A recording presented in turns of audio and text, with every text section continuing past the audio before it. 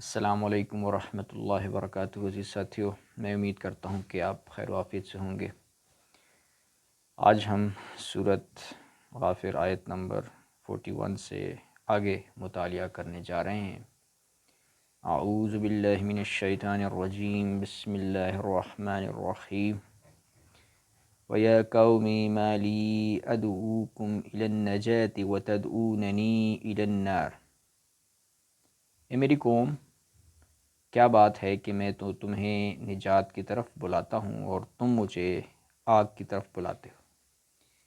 یہ وہ شخص ہے جو حضرت موسیٰ علیہ السلام پر خفیہ ایمان لایا ہوا تھا، اور وہ اپنی قوم کو سمجھا بھی رہا تھا کہ اگر یہ شخص جھوٹا ہوگا تو اس کا وبال اسی پر ہوگا، اور اگر سچا ہوگا تو اس کی جو عذاب کے بارے میں جو اس نے وعید سنائی ہوئی ہے وہ تم پر نازل ہو سکتی ہے۔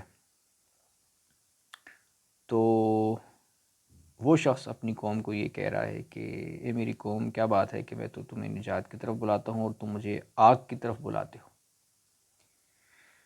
تو نجات کی طرف وہ اس طرح بلاتا تھا کہ اگر نبی پر ایمان لے آؤ گے تو ظاہر ہے پھر نجات حاصل ہو جائے گی، اللہ تعالیٰ بخشش فرمائے گا، کیونکہ نبی پر ایمان لانے کا لازمی نتیجہ ہوتا ہے کہ انسان نیک اعمال اختیار کرتا ہے، اور نیک اعمال کے نتیجے میں اس کی نجات ہو جاتی ہے۔ اور اس نے قوم کو یہ کہا تھا کہ کیا بات ہے کہ میں تو تمہیں نجات کی طرف بلاتا ہوں، یعنی نیک اعمال کی طرف بلاتا ہوں، نبی پر ایمان لانے کی طرف دعوت دیتا ہوں، اور تم مجھے آگ کی طرف بلاتے ہو۔ مطلب یہ ہے کہ تم مجھے برے کاموں کی طرف بلاتے ہو، شرک کی طرف بلاتے ہو، تو اس نتیجے میں تو مجھے آگ میں ڈالا جائے گا۔ تدعوننی لأکفر باللہ واشرک بہ ما لیس لی بہ علم وانا ادعوکم الی العزیز الغفار۔ تم مجھے یہ دعوت دیتے ہو کہ میں اللہ سے کفر کروں، اللہ کی نافرمانی کروں، اور ایسی چیزوں کو اس کا شریک ٹھہراؤں جن کے متعلق مجھے کچھ علم نہیں، حالانکہ میں تو تمہیں اس کی طرف بلاتا ہوں جو سب پر غالب ہے اور بخشنے والا ہے۔ لا جرم ان ما تدعوننی الیہ لیس له دعوة فی الدنیا ولا فی الآخرة وان مردنا الی اللہ وان المسرفین هم اصحاب النار۔ اس بات میں کوئی شک نہیں کہ جس کی طرف تم مجھے دعوت دیتے ہو اسے پکارنے کا نہ دنیا میں کوئی فائدہ ہے اور نہ آخرت میں، اور یہ کہ ہماری واپسی اللہ کی طرف سے اللہ کی طرف ہے، اور بلا شبہ حد سے بڑھنے والے ہی دوزخی ہیں۔ تو وہ شخص جو حضرت موسیٰ علیہ السلام پر ایمان لایا تھا وہ اپنی قوم سے یہ بات بیان فرما رہا ہے کہ اس بات میں کوئی شک نہیں کہ جس کی طرف تم مجھے دعوت دیتے ہو اسے پکارنے کا نہ دنیا میں کوئی فائدہ ہے نہ آخرت میں۔ تو وہ کس کی طرف بلاتے تھے، کس کی طرف دعوت دیتے تھے وہ لوگ؟ وہ شرک کی طرف دعوت دیتے تھے، وہ اللہ کے ساتھ شریک ٹھہرانے کی دعوت دیتے تھے، اور تو اس کو وہ جواب دیتا ہے کہ اس کو پکارنے کا، اس کی عبادت کرنے کا نہ دنیا میں کوئی فائدہ ہے اور نہ آخرت میں، اور یہ کہ ہماری واپسی اللہ کی طرف ہے، اور بلا شبہ حد سے بڑھنے والے ہی دوزخی۔ وَأَنَّ الْمُسْرِفِينَ، کہ بے شک اسراف کرنے والے، ہم اصحاب النار، وَأَنَّ الْمُسْرِفِينَ ہم اصحاب النار۔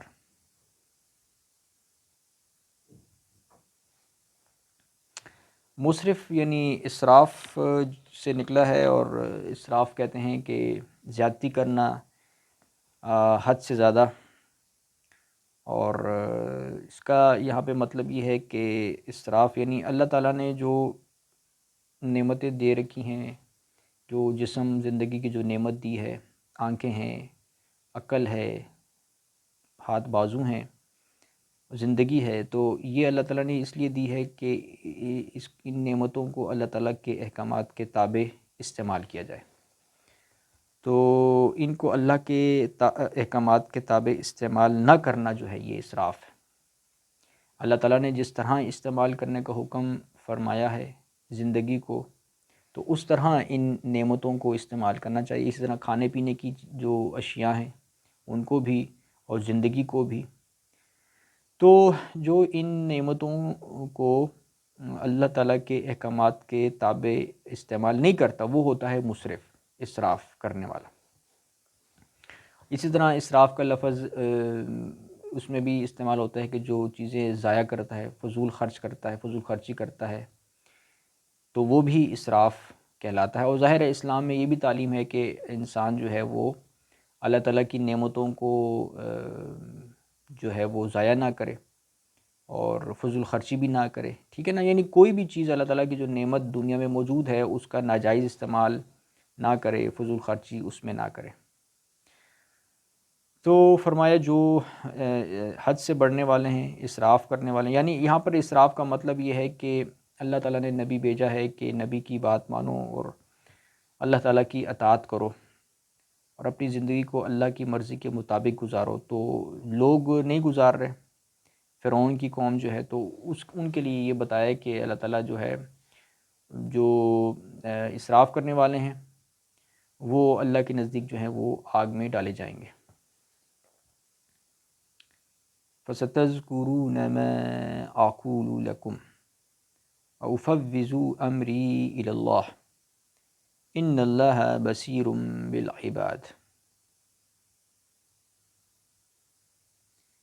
جو کچھ میں تم سے کہہ رہا ہوں عن قریب تم اسے یاد کرو گے اور میں اپنا معاملہ اللہ کے سپرد کرتا ہوں. بے شک، بلا شبہ، بے شک اللہ اپنے بندوں کو دیکھ رہا ہے.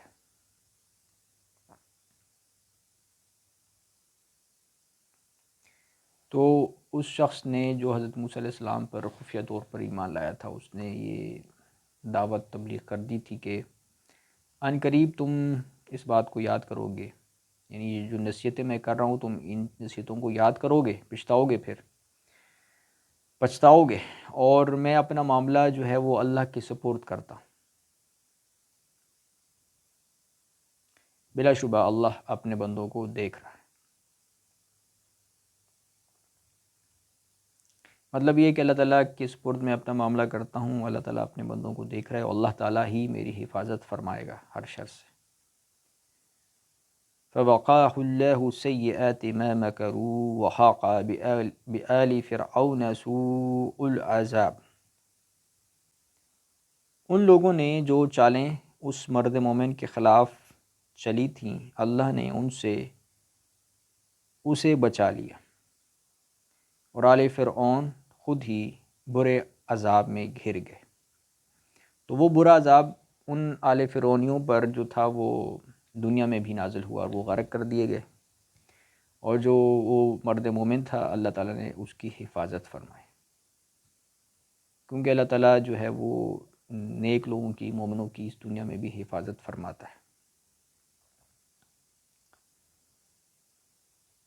النار يعرضون عليها غدوا وعشيا ويوم تقوم الساعة ادخلوا آل فرعون اشد العذاب. وہ یعنی آل فرعون جو ہیں وہ صبح و شام آگ پر پیش کیے جاتے ہیں.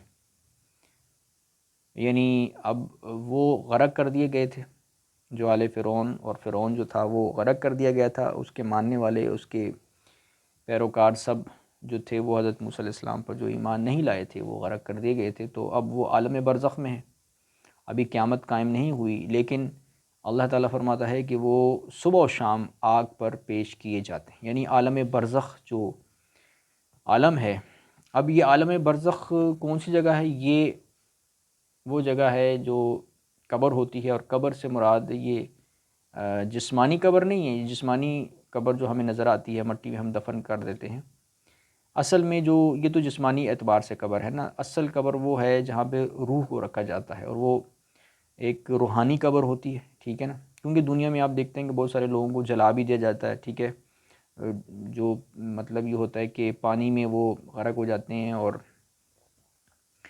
ان کی لاش بھی نہیں ملتی، انہیں قبر میں بھی نہیں دفنایا جاتا، ٹھیک ہے. تو وہ پانی کے ساتھ ریزہ ریزہ ہو جاتے ہیں، اور بعض آگ میں جل کر مطلب بالکل دھواں بن کر اڑ جاتے ہیں تو وہ تو قبر میں نہیں ڈالے جاتے، تو پھر بھی جو ہے کہ قبر کا عذاب دیا جاتا ہے، تو وہ اس سے مراد یہ ہے کہ جو روحیں ہوتی ہیں نا، روح کو قبر میں ڈالا جاتا ہے۔ تو اصل حساب کتاب ہوتا ہے روح کا، کیونکہ روح کو پھر وہاں پہ جو ہے نا وہ اس کو عذاب کا قبر میں جو عذاب دیا جاتا ہے اس کے لیے اسے زندہ کیا جاتا ہے قبر میں، یعنی عالم روحانی میں، عالم برزخ میں، ٹھیک ہے، اس کا ہمیں شعور نہیں ہے، اس کا ہمیں شعور نہیں ہے کہ وہ کس حساب کی، کیا حساب کتاب ہوتا ہے وہاں پہ، کیا مطلب چیزیں ہوتی ہیں، ٹھیک ہے، اس کی حقیقت ہم پوری طرح سمجھ نہیں سکتے، لیکن ظاہر ہے ہم اس پر ایمان رکھتے ہیں، اور جو باتیں اللہ تعالیٰ نے بیان فرمائی ہیں قرآن شریف میں اس کو ہم مانتے ہیں۔ تو اللہ تعالیٰ فرماتا ہے وہ صبح و شام آگ پر پیش کیے جاتے ہیں، یعنی وہ عالم برزخ میں جو ہے نا، عالم برزخ میں وہاں پہ صبح و شام کا تصور بھی ہے، وہاں پر بھی صبح بھی ہے شام بھی ہے، وہ ایسی دنیا ہے، یعنی دنیا تو یہ والی دنیا نا، وہ تو عالم برزخ ہے، یعنی وہ ایک دنیا سے مراد یہ ہے کہ وہ ایسا عالم ہے، ایسی جگہ ہے کہ جہاں پر بھی صبح اور شام کا تصور ہے، صبح بھی ہوتی ہے شام بھی ہوتی ہے، اور وہاں پر بھی انہیں آگ کے سامنے پیش کیا جاتا ہے۔ تو اور فرمایا اور جس دن قیامت برپا ہوگی تو حکم ہوگا کہ آل فرعون کو سخت ترین عذاب میں داخل کر دو، تو قیامت کے دن پھر انہیں جہنم میں داخل کر دیا جائے گا، اور کسی قدر عذاب ظاہر ہے عالم برزخ میں بھی ہوتا ہے، یہ حدیث سے بھی یہ چیزیں ہمیں معلوم ہوئی ہیں۔ اور اسی طرح جو نیک لوگ ہوتے ہیں انہیں بھی عالم برزخ میں کسی قدر جنت کی نعمتوں کا مزہ چکھایا جاتا ہے، اور وہ ایک ایسی جگہ پر ہوتے ہیں جہاں پہ انہیں خوشی حاصل ہوتی ہے، جو نیک لوگ ہوتے ہیں۔ وَإِذْ يَتَحَاجُّونَ فِي النَّارِ فَيَقُولُ الضُّعَفَاءُ لِلَّذِينَ اسْتَكْبَرُوا إِنَّ كُنَّا لَكُمْ تَبَعًا فَهَلْ أَنْتُمْ مُغْنُونَ عَنَّا نَصِيبًا مِنَ النَّارِ۔ اور جب وہ دوزخ میں ایک دوسرے سے جھگڑا کریں گے،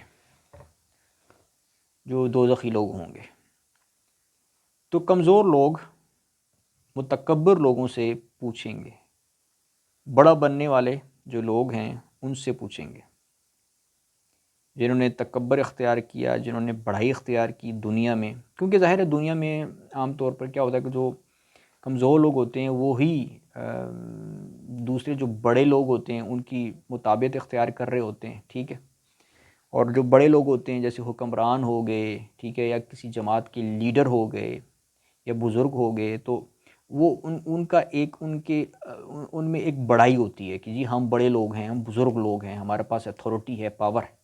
تو جو کمزور لوگ ہوتے ہیں، جو ان کے مطابقت اختیار کر رہے ہوتے ہیں، موتی ہوتے ہیں، وہ گویا کہ ایک قسم کا کمزور ہوتے ہیں، کیونکہ ان کے پاس اتھارٹی نہیں ہوتی، ٹھیک ہے نا، نافرمانی کی اتھارٹی نہیں ہوتی، بعض صورتوں میں تو ہوتی ہے، بعض صورتوں میں نہیں ہوتی۔ تو اس صورت میں کیا ہے کہ وہ جب دوزخ میں ایک دوسرے سے جھگڑا کریں گے تو جو کمزور لوگ ہیں، یعنی جو مطیع ہیں اپنے بڑوں کے، بڑا بننے والے لوگوں سے پوچھیں گے، یعنی اپنے سرداروں سے پوچھیں گے، اپنے بڑوں سے پوچھیں گے کہ ہم دنیا میں تمہارے تابع فرما تھے، تو کیا تم دوزخ کے عذاب کا کچھ حصہ ہم سے ہٹا کر ہمارے کسی کام آؤ گے؟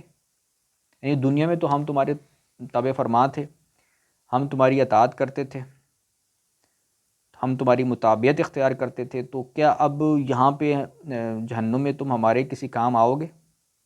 جہنم کا جو عذاب ہے یہ ہم سے ہٹا سکتے ہو؟ یہ اب وہاں پہ وہ یہ ڈائلاگ بولیں گے، یہ مکالمہ بازی ہوگی وہاں پہ لوگوں کے درمیان، ٹھیک ہے نا۔ یہاں پہ جن لوگوں نے، کیونکہ یہاں پہ اس دنیا میں اللہ تعالیٰ نے معیار قانون بیان فرما دیے کہ اطاعت آپ نے کرنی ہے اللہ تعالیٰ کے احکامات کے تابع۔ ہمارا اصل خالق مالک جو ہے وہ اللہ تعالیٰ ہے۔ آپ کو کوئی بھی حکم دیتا ہے، آپ کو والدین حکم دیتے ہیں، آپ کو کوئی بزرگ حکم دیتا ہے، آپ کا کوئی جماعت کا لیڈر حکم دیتا ہے، آپ کو کوئی بھی حکم دیتا ہے اور وہ حکم صریح طور پر قرآن کے خلاف ہوتا ہے، اللہ کے حکم کے خلاف ہوتا ہے، تو آپ نے اس کی اطاعت نہیں کرنی، یہ حکم ہے اللہ تعالیٰ کا۔ تو اگر آپ اس میں بھی اطاعت کریں گے، ٹھیک ہے، اور آپ اللہ کی بات نہیں مانیں گے تو ظاہر ہے پھر آپ گمراہ ہو جائیں گے۔ جب گمراہ ہو جائیں گے اس صورت میں پھر آپ جہنم میں جائیں گے، اور جب جہنم میں جائیں گے تو پھر جہنم میں پھر آپ یہ ڈائلاگ بولیں گے ایک دوسرے سے کہ ان لوگوں کو کہیں گے کہ جن کی آپ اطاعت کرتے تھے کہ ہم تو دنیا میں تمہاری اطاعت کرتے تھے، تو اب یہاں عذاب جہنم میں ہماری مدد کر سکتے ہو، یہ عذاب ہم سے ہٹا سکتے ہو؟ تو یہ معاملہ ہوگا وہاں پر۔ قال الذین استکبروا انا کل فیہا ان اللہ قد حکم بین العباد۔ تو وہ بڑا بننے والے جواب دیں گے، یعنی وہ جو اصل میں یہاں پہ متکبر کا لفظ وہ بڑا بننے والے لوگوں کی نسبت ہے، کہ جو بڑا کہلاتے ہیں، ٹھیک ہے نا، جو لیڈر ہوتے ہیں، جو حکمران ہوتے ہیں، تو وہ جو بڑا بننے والے لوگ تھے نا، وہ جواب دیں گے کہ ہم سب اسی میں پڑے ہیں اور اللہ بندوں کے درمیان فیصلہ فرما چکا ہے۔ اب وہاں پہ تو ان کی کوئی اتھارٹی نہیں ہوگی، ان کی اتھارٹی بس دنیا میں ہی اللہ تعالیٰ نے اختیار دیا ہوا ہے۔ وَقَالَ الَّذِينَ فِي النَّارِ لِخَزَنَةِ جَهَنَّمَ ادْعُوا رَبَّكُمْ يُخَفِّفْ عَنَّا يَوْمًا مِنَ الْعَذَابِ۔ اور جو لوگ دوزخ میں ہوں گے وہ جہنم کے محافظوں سے کہیں گے اپنے رب سے دعا کرو کہ وہ ایک دن تو ہمارے عذاب میں کچھ تخفیف یعنی کمی کر دے۔ قالوا اولم تکو تأتیکم رسلکم بالبینات قالوا بلا قالوا فادعوا وما دعاء الکافرین الا فی ضلال۔ وہ کہیں گے، یعنی کہ وہ جہنم کے محافظوں سے، وہ جب جہنمی لوگ پوچھیں گے کہ یار اللہ تعالیٰ سے دعا کرو کہ ایک دن تو ہمارے لیے عذاب میں کمی کر دے، تخفیف کر دے، تو وہ جواب دیں گے جو جہنم کے محافظ ہوں گے، کیا تمہارے پاس رسول واضح دلائل لے کر نہیں آئے تھے؟ تو وہ دوزخی جواب دیں گے کہ کیوں نہیں، ضرور آئے تھے۔ تو وہ محافظین کہیں گے پھر تم خود ہی دعا کر لو، اللہ سے خود ہی مانگ لو، اور کافروں کی دعا تو گم ہی ہو جانے والی ہے، یعنی وہاں پہ پھر یعنی دعا رائے گاہ جانے والی ہے، وہاں پہ پھر فائدہ نہیں ہوگا ان کی دعاؤں کا۔ ظاہر ہے دعائیں تو اسی دنیا میں اللہ تعالیٰ قبول فرماتا ہے، اگر مانگنی ہے اللہ تعالیٰ سے، دعائیں مانگنی ہے، مدد مانگنی ہے، عبادت کرنی ہے، اللہ کی فرمان برداری کرنی ہے، نیکی اختیار کرنی ہے، جنت کمانی ہے، تو اسی دنیا میں ہوگا، اس دنیا میں پھر نہیں ہوگا۔ اگر جہنم میں چلے گئے پھر وہیں پہ پڑے رہیں گے، وہاں پھر اللہ تعالیٰ نے دعائیں قبول نہیں کرنی کسی کی، وہاں پہ یہ معاملہ ہونے والا ہے۔ تو انہوں نے کیا جواب دیا کہ تمہارے پاس رسول نہیں آئے تھے پیغام لے کر، بینات لے کر، نشانیاں لے کر، آیات لے کر، احکامات لے کر، شریعت لے کر؟ تو انہوں نے کہا ہاں بالکل آئے تھے، تو لیکن ظاہر انہوں نے ان کی بات نہیں مانی۔ تو یہ ہوتا ہے کہ اس دنیا میں کیا ہوتا ہے کہ اللہ تعالیٰ انبیاء بھیجتا ہے، رسول بھیجتا ہے۔ اب بدقسمتی سے بعض لوگ سمجھتے ہیں کہ جی ہم نے تو رسول کو مان لیا ہے، ہم نے تو نبی کو مان لیا ہے، ہم تو بڑے سچی جماعت میں آ گئے ہیں، تو لہٰذا ہماری بخشش اور نجات ہو جائے گی۔ تو ایسا بھی نہیں ہے، یہ نہیں کہ صرف رسول کو مان لینا ہے، نبی کو مان لینا ہے تو بس جی اب ہماری نجات ہو جائے گی، ایسا نہیں ہے۔ نجات ہوگی نبی کی باتیں مان کر ان پر عمل کرنا، ٹھیک ہے نا۔ ایمان لانے کا اصل مطلب یہ ہوتا ہے کہ آپ نے عمل بھی کرنا ہے، یہ تو نہیں کہ صرف ایمان لے آئے اور عمل نہیں کرنا، عمل بھی کرنا ہے۔ اسی لیے قرآن شریف میں جگہ جگہ پر لکھا ہوا ہے کہ آمنوا وعملوا الصالحات، کہ جو ایمان لانے والے ہیں اور عمل کرنے والے، نیک عمل کرنے والے۔ تو نیک عمل کرنا ہوتا ہے، نیک عمل کے بغیر نجات نہیں ہو سکتی۔ انسان نبی پر ایمان لے آئے فرض کریں، ٹھیک ہے، لیکن وہ نمازیں بھی نہیں پڑھتا، وہ نیک عمل بھی اختیار نہیں کرتا، وہ برائیوں سے بچ کے بھی نہیں رہتا، تو پھر اس کی نجات نہیں ہو سکتی، وہ تو جہنم میں جائے گا، ٹھیک ہے نا۔ جس نے نبی کی نافرمانی کی، نبی پر ایمان لے آیا لیکن نبی کی نافرمانی کی، تو وہ جو ہے وہ پھر جہنم میں جائے گا۔ اس لیے جہنم کے محافظین نے جو یہ بات بولی کہ بھئی آپ کے پاس رسول نہیں آئے تھے، تو مطلب یہ تو جو رسول آئے تھے تو رسول کی باتیں بھی ماننی تھی نا، رسول کے احکامات پر عمل بھی کرنا تھا، تو انہوں نے عمل نہیں کیا تھا، جس کی وجہ سے اب وہ جو ہے نا جہنم میں پڑے رہیں گے، سڑیں گے وہاں پہ، اور وہاں پھر ان کی دعائیں کام نہیں آئیں گی۔ اِنَّا لَنَنْصُرُ رُسُلَنَا وَالَّذِينَ آمَنُوا فِي الْحَيَاةِ الدُّنْيَا وَيَوْمَ يَقُومُ الْأَشْهَادُ۔ ہم یقیناً اپنے رسولوں کی اور ان لوگوں کی جو ایمان لائے دنیا کی زندگی میں بھی مدد کرتے ہیں۔ یہ اللہ تعالیٰ فرماتا ہے کہ ہم یقیناً اپنے رسولوں کی اور ان لوگوں کی جو ایمان لائے دنیا کی زندگی میں بھی مدد کرتے ہیں۔ جیسے وہ مومن شخص جو حضرت موسیٰ علیہ السلام پر ایمان لایا تھا، تو اللہ تعالیٰ نے موسیٰ علیہ السلام کی بھی مدد فرمائی تھی، فرعون کے شر سے محفوظ رکھا تھا، ایسے ہی اس مومن شخص کو بھی فرعونیوں کے شر سے محفوظ رکھا تھا۔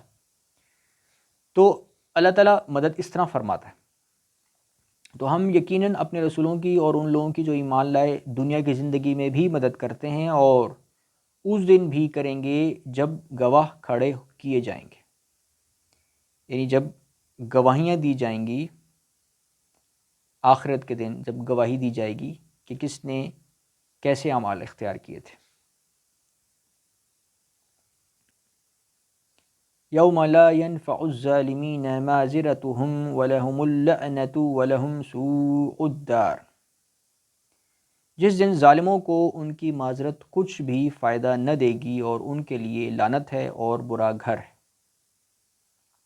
جس دن ظالموں کو ان کی معذرت کچھ بھی فائدہ نہ دے گی، یعنی بات ہو رہی ہے کہ اللہ تعالیٰ نے جیسے کہ فرمایا کہ ہم یقیناً اپنے رسولوں کی اور ان لوگوں کی جو ایمان لائے دنیا کی زندگی میں بھی مدد کرتے ہیں۔ اور مدد کرنے کا مطلب کیا ہے؟ مدد کرنے کا مطلب یہ ہے کہ اللہ تعالیٰ ایک تو شروں کے شر سے بچاتا ہے، محفوظ رکھتا ہے، حفاظت فرماتا ہے، اور بعض صورتوں میں یہ بھی ہوتا ہے کہ بہت سارے جو مومنین ہوتے ہیں وہ شہید بھی کر دیے جاتے ہیں، جیسے کہ قرآن شریف میں ہے کہ اللہ تعالیٰ کے بعض انبیاء بھی شہید کر دیے گئے، قتل کر دیے گئے تھے، شہید کر دیے گئے تھے۔ اور یہ کام بنی اسرائیلی کرتے تھے زیادہ تر، کہ ان کے پاس جب انبیاء آتے تھے، رسول آتے تھے، تو وہ انہیں قتل کر دیتے تھے۔ اسی طرح صحابہ کرام کے بارے میں بھی ہے کہ وہ بھی مخالفین کی، کافروں کے ہاتھوں قتل کر دیے جاتے تھے، اور ان کا بڑا مقام ہوتا تھا۔ اللہ تعالیٰ فرماتے جو اللہ تعالیٰ کے راستے میں مر جاتا ہے اسے مردہ نہ کہو، وہ تو زندہ ہے، اسے ہم رزق دیتے ہیں، ٹھیک ہے۔ تو یہ ہوتا ہے کہ اللہ تعالیٰ کی مدد کا مطلب یہ نہیں ہے کہ جو اللہ تعالیٰ دنیا میں اس کی ہر حال میں جو ہے نا شروں کے شر سے حفاظت فرمائے گا۔ بعض دفعہ شریر مادی اعتبار سے غالب بھی آ جاتے ہیں، ٹھیک ہے نا۔ تو مدد کیا مطلب ہے؟ مدد مطلب یہ ہے کہ دنیا میں اللہ تعالیٰ کا فضل ان کے شامل حال ہوتا ہے، ٹھیک ہے، اور دنیا میں وہ جو بھی کام کرتے ہیں اللہ تعالیٰ ان پر نظر کرم فرماتا ہے، اور جب وہ مر جاتے ہیں تو انہیں جنت میں داخل فرماتا ہے، ٹھیک ہے، اور ان کے دنیا کے جو اعمال ہوتے ہیں انہیں قبول فرماتا ہے، ان کی نیکی، ان کے نیک ارادے قبول فرماتا ہے۔ اور اگر وہ یعنی کہ زندہ ہیں، جب تک ان کی زندگی دنیا میں ہوتی ہے تو اللہ تعالیٰ کی تائید و نصرت ان کے ساتھ ہوتی ہے، ٹھیک ہے نا۔ ان کی تائید و نصرت، اللہ تعالیٰ کی جو تائید و نصرت ہے وہ مومنوں کے ساتھ ہوتی ہے، چاہے وہ دنیا میں دشمنوں پر فتح پا لیں، چاہے وہ فتح نہ پائیں، مغلوب ہو جائیں، شہید کر دیے جائیں، قتل کر دیے جائیں، ٹھیک ہے نا، اس صورت میں بھی اللہ تعالیٰ کی مدد انہی کے ساتھ ہوتی ہے۔ تو اس کا فیصلہ کب کیسے ہوتا ہے؟ وہ ہوتا ہے مرنے کے بعد۔ مرنے کے بعد پتہ چل جاتا ہے کہ کون جیتا کون ہارا، کیونکہ اصل فیصلے کا دن جو ہے وہ دنیا نہیں ہے، فیصلے کا دن جو ہے وہ آخرت ہے، قیامت کا دن ہے، ٹھیک ہے نا۔ آخرت میں پتہ چلتا ہے کہ کون جیتا ہے اور کون ہارا ہے، ٹھیک ہے، یہ ہوتا ہے۔ تو دنیا میں جیسے کہ میں نے بتایا کہ اللہ تعالیٰ کی مدد و نصرت کا یہ طریقہ بھی ہوتا ہے کہ بعض دفعہ شروں کی شر سے محفوظ کر دیا جاتا ہے، اور یہ طریقہ بھی ہوتا ہے کہ بعض دفعہ جو ہیں وہ بعض مومنین یا اللہ تعالیٰ کے انبیاء قتل کر دیے جاتے ہیں، شہید کر دیے جاتے ہیں، لیکن ان کا پیغام پہنچ جاتا ہے، ان کا پیغام پہنچ جاتا ہے، اور جب وہ مر کر آخرت میں جاتے ہیں تو وہاں پہ وہ زندہ ہوتے ہیں، انہیں نئی زندگی دی جاتی ہے، انہیں رزق دیا جاتا ہے، انہیں جنت میں داخل کر دیا جاتا ہے۔ تو یہ ان کی کامیابی ہے، اور قرآن شریف میں بہت ساری ایسی آیات موجود ہیں کہ کامیاب وہ ہوا کہ جو جنت میں داخل ہو گیا، جو جنت میں داخل ہو گیا وہ ہے اصل کامیاب، ٹھیک ہے۔ تو یہ جو اللہ تعالیٰ کے راستے میں مرتا ہے نا، کافروں کے ہاتھوں، مخالفین کے ہاتھوں جو شہید ہو جاتا ہے، یہ بھی اللہ کی مدد ہوتی ہے اس کے ساتھ۔ کیوں؟ کیونکہ اب وہ مرنے کے بعد کہاں جاتا ہے؟ وہ جنت میں جاتا ہے، وہ اسے زندگی دی جاتی ہے، وہ زندہ کیا جاتا ہے دوبارہ، یعنی کہ عالم برزخ میں، آخرت میں وہ اسے رزق دیا جاتا ہے، وہ زندہ ہوتا ہے، اسے جنت میں داخل کیا جاتا ہے۔ تو یہ ہے اللہ تعالیٰ کی تائید اور نصرت اور مدد اس کے ساتھ، ٹھیک ہے۔ اور اس کا پیغام دنیا میں ظاہر تبلیغ جو کرتے ہیں وہ پہنچ جاتی ہے لوگوں تک، جن لوگوں تک وہ پہنچانا چاہتا ہے۔ جبکہ جو کافرین ہوتے ہیں ان کی جو ہوتی ہے نا دنیا کے اعمال تو رائے گاہ چلے جاتے ہیں، ٹھیک ہے۔ دنیا میں فرض کر لو اگر انہوں نے محنتیں کی، اپنا کاروبار بزنس کھڑا کیا، یا جو کچھ بھی انہوں نے کمایا، وہ مر گئے تو کہاں گئے؟ سیدھا جہنم میں گئے۔ تو اللہ تعالیٰ فرماتا ہے قرآن شریف میں کہ خسارے میں کون ہے، نقصان میں کون ہے؟ وہ شخص ہے کہ جو مرنے کے بعد جو ہے جس نے اپنے آپ کو اور اپنے اہل و عیال کو جہنم میں جو ہے وہ داخل کر دیا، یعنی اپنے اعمال کے سبب، اعمال اس نے ایسے اختیار کیے، اپنی بھی تربیت نہیں کی، اپنے اہل و عیال کی بھی تربیت نہیں کی، اور وہ جہنم میں چلا گیا، ایمان نہیں لایا یا عمل نہیں کیا، تو بس اس صورت میں وہ جب جہنم میں چلا گیا تو وہ خسارے میں ہے، نقصان میں۔ تو یہ معاملہ ہوتا ہے کہ اللہ تعالیٰ کی مدد جو مومنوں کے ساتھ ہوتی ہے، اس کا مطلب صرف یہ نہیں ہے کہ وہ دنیا میں ہر اعتبار سے شروں کے شر سے بچائے جاتے ہیں، محفوظ رکھے جاتے ہیں، نہیں، بلکہ بعض صورتوں میں کافروں کے ہاتھوں وہ شہید بھی کر دیے جاتے ہیں، قتل بھی کر دیے جاتے ہیں، جیسے صحابہ کرام تھے، ٹھیک ہے، جیسے کہ بعض انبیاء تھے۔ تو مدد کا مطلب یہ کہ اللہ تعالیٰ ان پر نظر کرم، نظر عنایت، شفقت کی نظر فرماتا ہے، ٹھیک ہے نا، اور اللہ تعالیٰ انہیں عالم آخرت میں ایک نئی زندگی دے دیتا ہے، اور انہیں وہ رزق دیے جاتے ہیں، انہیں مردہ مت کو، یعنی ان کا مقام اس قدر بلند ہوتا ہے کہ وہ وہاں پر وہ زندہ ہوتے ہیں اور انہیں اللہ تعالیٰ رزق دیتا ہے، ٹھیک ہے۔ تو یہ مطلب ہے۔ تو اب اللہ تعالیٰ فرماتا ہے کہ ہم اس دنیا کی زندگی میں بھی بے شک ہم مدد کرتے ہیں اپنے رسولوں کی اور ان لوگوں کی جو ایمان لاتے ہیں، فی الحیات الدنیا، دنیا کی زندگی میں بھی مدد کرتے ہیں، ٹھیک ہے، اور جس دن گواہ کھڑی کیے جائیں گے، یعنی جس دن شہادت دی جائے گی کہ اعمال کے بارے میں کہ کس نے کیسے اعمال کیے، اچھے اعمال کیے، برے اعمال کیے، تو اس دن بھی ان کی مدد کی جائے گی۔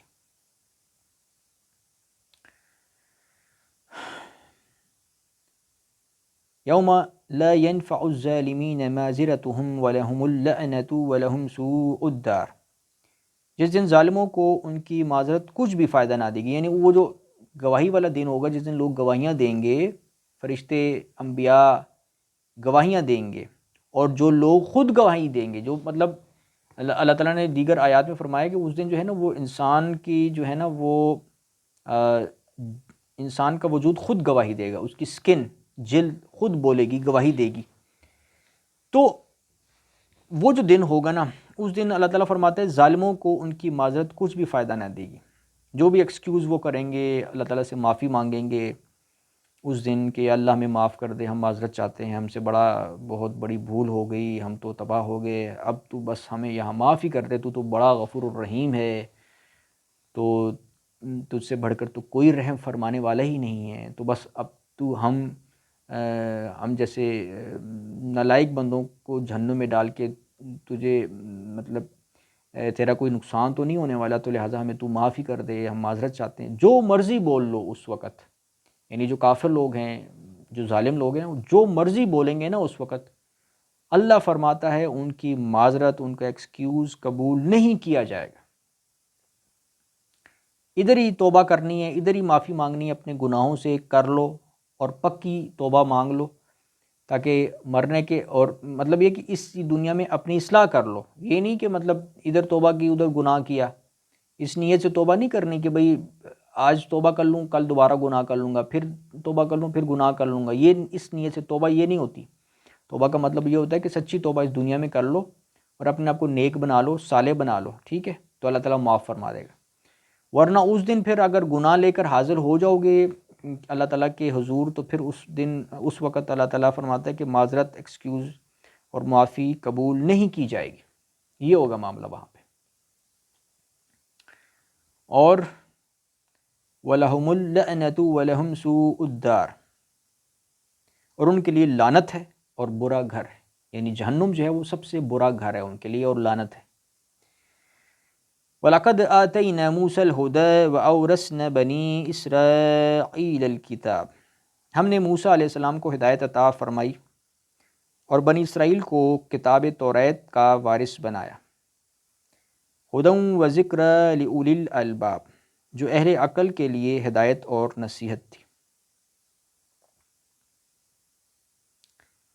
فَاصْبِرْ إِنَّ وَعْدَ اللَّهِ حَقٌّ وَاسْتَغْفِرْ لِذَنبِكَ وَسَبِّحْ بِحَمْدِ رَبِّكَ بِالْعَشِيِّ وَالْإِبْكَارِ،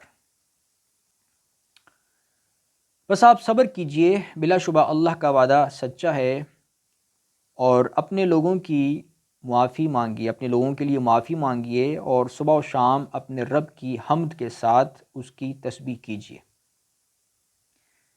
ان الذین یجادلون فی آیات اللہ بغیر سلطان اتاہم ان فی صدورہم الا کبر ما ہم ببالغیہ فاستعذ باللہ انہ هو السمیع البصیر۔ جو لوگ بغیر کسی دلیل کے جو ان کے پاس آئی ہو اللہ کی آیات میں جھگڑا کرتے ہیں، یعنی اللہ تعالیٰ کی جو نشانیاں ہیں، جو اللہ تعالیٰ نے نشانیاں دنیا میں پیدا فرمائی ہیں، ان کے بارے میں جھگڑتے ہیں، اللہ تعالیٰ کے احکامات کے بارے میں جھگڑتے ہیں، اللہ تعالیٰ کی آیات کے بارے میں جھگڑتے ہیں، تو ان کے دلوں میں تکبر بھرا ہوتا ہے۔ جیسے اب اللہ تعالیٰ نے دنیا میں نشانیاں پیدا فرمائی ہیں، زمین، آسمان، انسان، جانور، پھل، فروٹ، سبزیاں، رزق، مزے مزے کے، ٹھیک ہے نا، یہ تمام اللہ تعالیٰ کی آیات ہیں، نشانیاں۔ اب جو ان کے بارے میں جھگڑا کرتے ہیں، نہیں مانتے، جھگڑا کرنے سے مراد یہ ہے کہ نہیں، اللہ تعالیٰ فرماتا ہے کہ ان کو اللہ تعالیٰ نے بنایا ہے، ان کو اللہ تعالیٰ نے پیدا فرمایا ہے، اللہ ہر چیز کا خالق اللہ تعالیٰ ہے، تو لہٰذا اللہ کی عبادت کرنی ہے، اللہ کی بات ماننی ہے، اللہ تعالیٰ ہمارا معبود ہے۔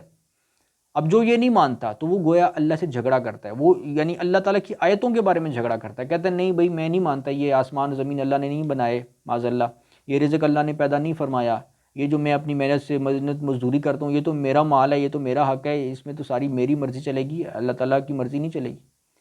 اور یہ یعنی وہ اپنے وجود کو، اپنی زندگی کو اللہ تعالیٰ کے تحت سمجھتے ہی نہیں ہیں، ٹھیک ہے نا، اپنی طاقتوں کو اور دنیا کے تمام ہر چیز کا جو اللہ تعالیٰ نے رزق پیدا فرمایا ہے، اس کو نعمت پیدا فرمائی ہے، اس کو وہ اللہ تعالیٰ کے تحت نہیں سمجھتا اور نہیں مانتا اللہ تعالیٰ کی بات، تو وہ گویا جھگڑا کرتا ہے اللہ تعالیٰ سے، ٹھیک ہے۔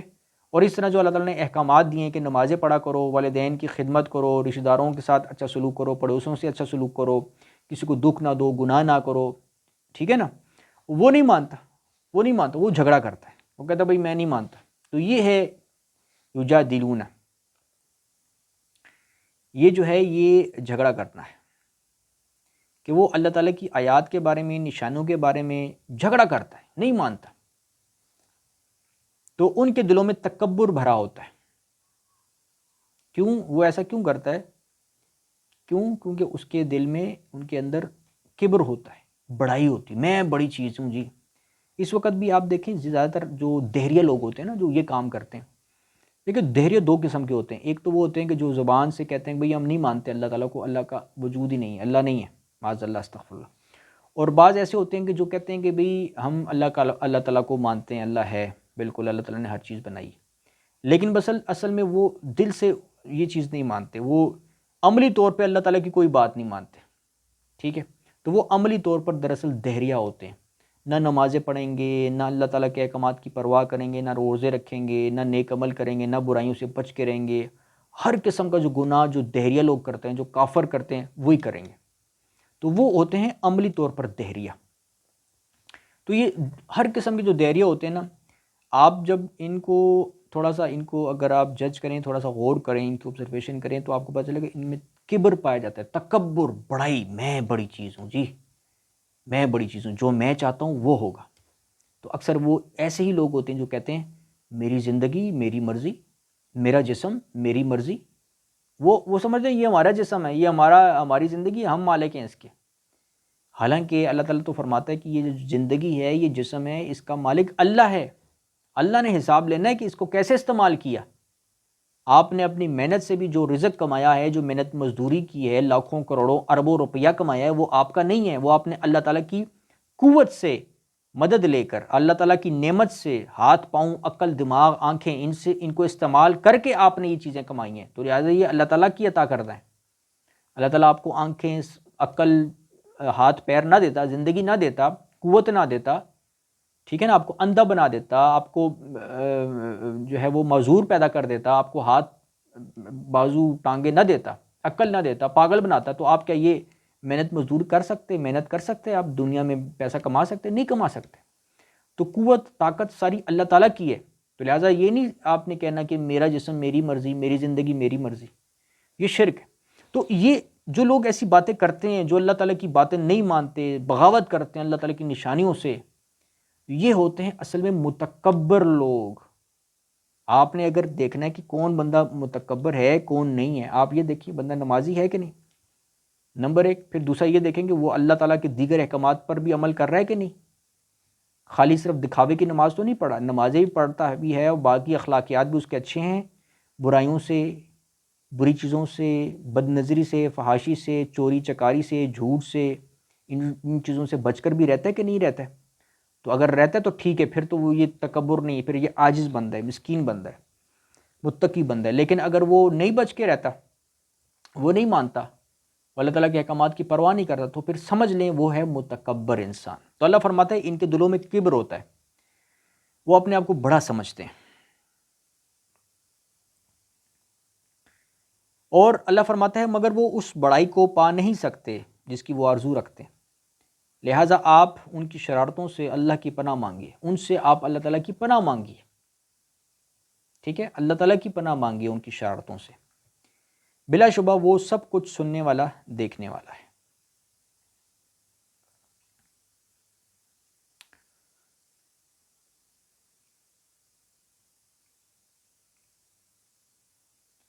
تو مطلب یہ ہے کہ وہ اپنے حساب سے تو بڑا بننے کی کوشش کرتے ہیں کہ بھئی ہم بڑے متکبر ہیں، ہماری مرضی، ہماری زندگی، ہماری مرضی، اور لیکن اصل میں وہ اس کے حقدار نہیں ہوتے، وہ اس بڑائی کے حقدار نہیں ہوتے، وہ اس کے اہل نہیں ہوتے، یہ بات بولنے کے حق باجانب نہیں ہوتے۔ حقیقت میں وہ بڑے لوگ نہیں ہوتے، وہ متکبر صرف اللہ تعالیٰ کی ذات ہے، بڑائی صرف اللہ تعالیٰ کی ہے۔ تو یہ ہے کہ وہ اس کی مطلب یہ ہے کہ اپنے آپ کو بڑا بے شک سمجھے، مگر حقیقت میں وہ بڑے نہیں ہوتے، اور اللہ کی نظر میں ان کی کوئی اوقات نہیں ہوتی۔ تو اللہ فرماتا ہے کہ ان سے اللہ کی پناہ مانگے، یعنی ان کے شر سے، ان کی بری صحبت سے اللہ کی پناہ مانگی۔ اسی لیے اللہ تعالیٰ نے اور نبی کریم صلی اللہ علیہ وسلم نے احادیث میں یہ حکم فرمایا برے لوگوں سے بچ کر رہنا ہے۔ جو برے لوگ ہیں، جو خبیث الفطرت ہیں، جو بد عمل لوگ ہیں، ان سے اپنے آپ کو بچانا ہے، ان کی صحبت اختیار نہیں کرنی، نیک لوگوں کی ہمیشہ صحبت اختیار کرنی ہے۔ کیونکہ اگر انسان برے لوگوں کے ساتھ رہے گا، ان کی صحبت میں رہے گا، ان سے دوستی کرے گا، تو پھر وہ برائی کا اثر بندے پہ آ جاتا ہے۔ ایک انسان اگر کسی بے نمازی کو دوست بناتا ہے تو پھر وہ آہستہ آہستہ جو ہے نا اس کے اثرات اس پر بھی آنے لگتے ہیں۔ تو کبھی برے لوگوں کو دوست نہیں بنانا چاہیے، بدعمل لوگوں کو دوست نہیں بنانا چاہیے، ٹھیک ہے، اس چیز کا خیال رکھنا چاہیے۔ تو اللہ تعالیٰ نے حکم بھی دیا ہے کہ ان سے اللہ کی پناہ مانگیے، اور اللہ کی پناہ یہی ہے کہ اپنے آپ کو نیک لوگوں کے ساتھ رکھنا ہے، برے لوگوں کے ساتھ نہیں رکھنا۔ بلا شبہ وہ یعنی اللہ تعالیٰ سننے والا اور دیکھنے والا ہے۔ لخلق السماوات والارض اکبر من خلق الناس ولكن اکثر الناس لا يعلمون۔ آسمانوں اور زمین کا پیدا کرنا انسانوں کے پیدا کرنے سے زیادہ بڑا کام ہے، لیکن اکثر لوگ نہیں جانتے۔ تو اللہ تعالیٰ فرماتے ہیں جو زمین و آسمان کا جو پیدا کرنا ہے، اس کائنات کا جو پیدا کرنا ہے، یہ انسان کی تخلیق سے بڑی تخلیق ہے۔ اب آپ دیکھ لیں کہ انسان خود کتنی بڑی تخلیق ہے۔ انسان کو اللہ تعالیٰ نے آنکھیں دی، عقل دی، دماغ دیا، دل دیا، کڈنیز دیں، پھیپھڑے دیے، انٹسٹائن دی، ٹھیک ہے نا، اور پھر اس جسم کے اندر آرٹریز دیں، وینز دیں، ہارٹ پمپ کیسے ہوتا ہے، circulatory system, respiratory system, excretory system, اور بہت سارے جسم کے اندر سسٹمز اللہ تعالیٰ نے بنائے، اور انسان اس پر غور کرتے تو حیران رہ جاتا ہے کہ اتنا زبردست جو ہے نا وہ اللہ تعالیٰ نے مطلب یہ ہے کہ سسٹمز بنائے ہوئے ہیں۔ تو کس قدر عالی شان یہ تخلیق ہے اللہ تعالیٰ کی انسان۔ تو اب اللہ تعالیٰ فرماتے ہیں جو زمین و آسمان ہے یعنی کائنات جو ہے یہ انسان سے بھی بڑی تخلیق ہے۔ تو اب آپ خود سوچ لیں، اب سائنسدان جو ہیں وہ اب دیکھ رہے ہیں اس کائنات کے بارے میں، جو ہے وہ اپنی دوربینوں کے ذریعے دیکھتے رہتے ہیں، ٹھیک ہے، ٹیلیسکوپس کے ذریعے، اور ریسرچ کرتے رہتے ہیں۔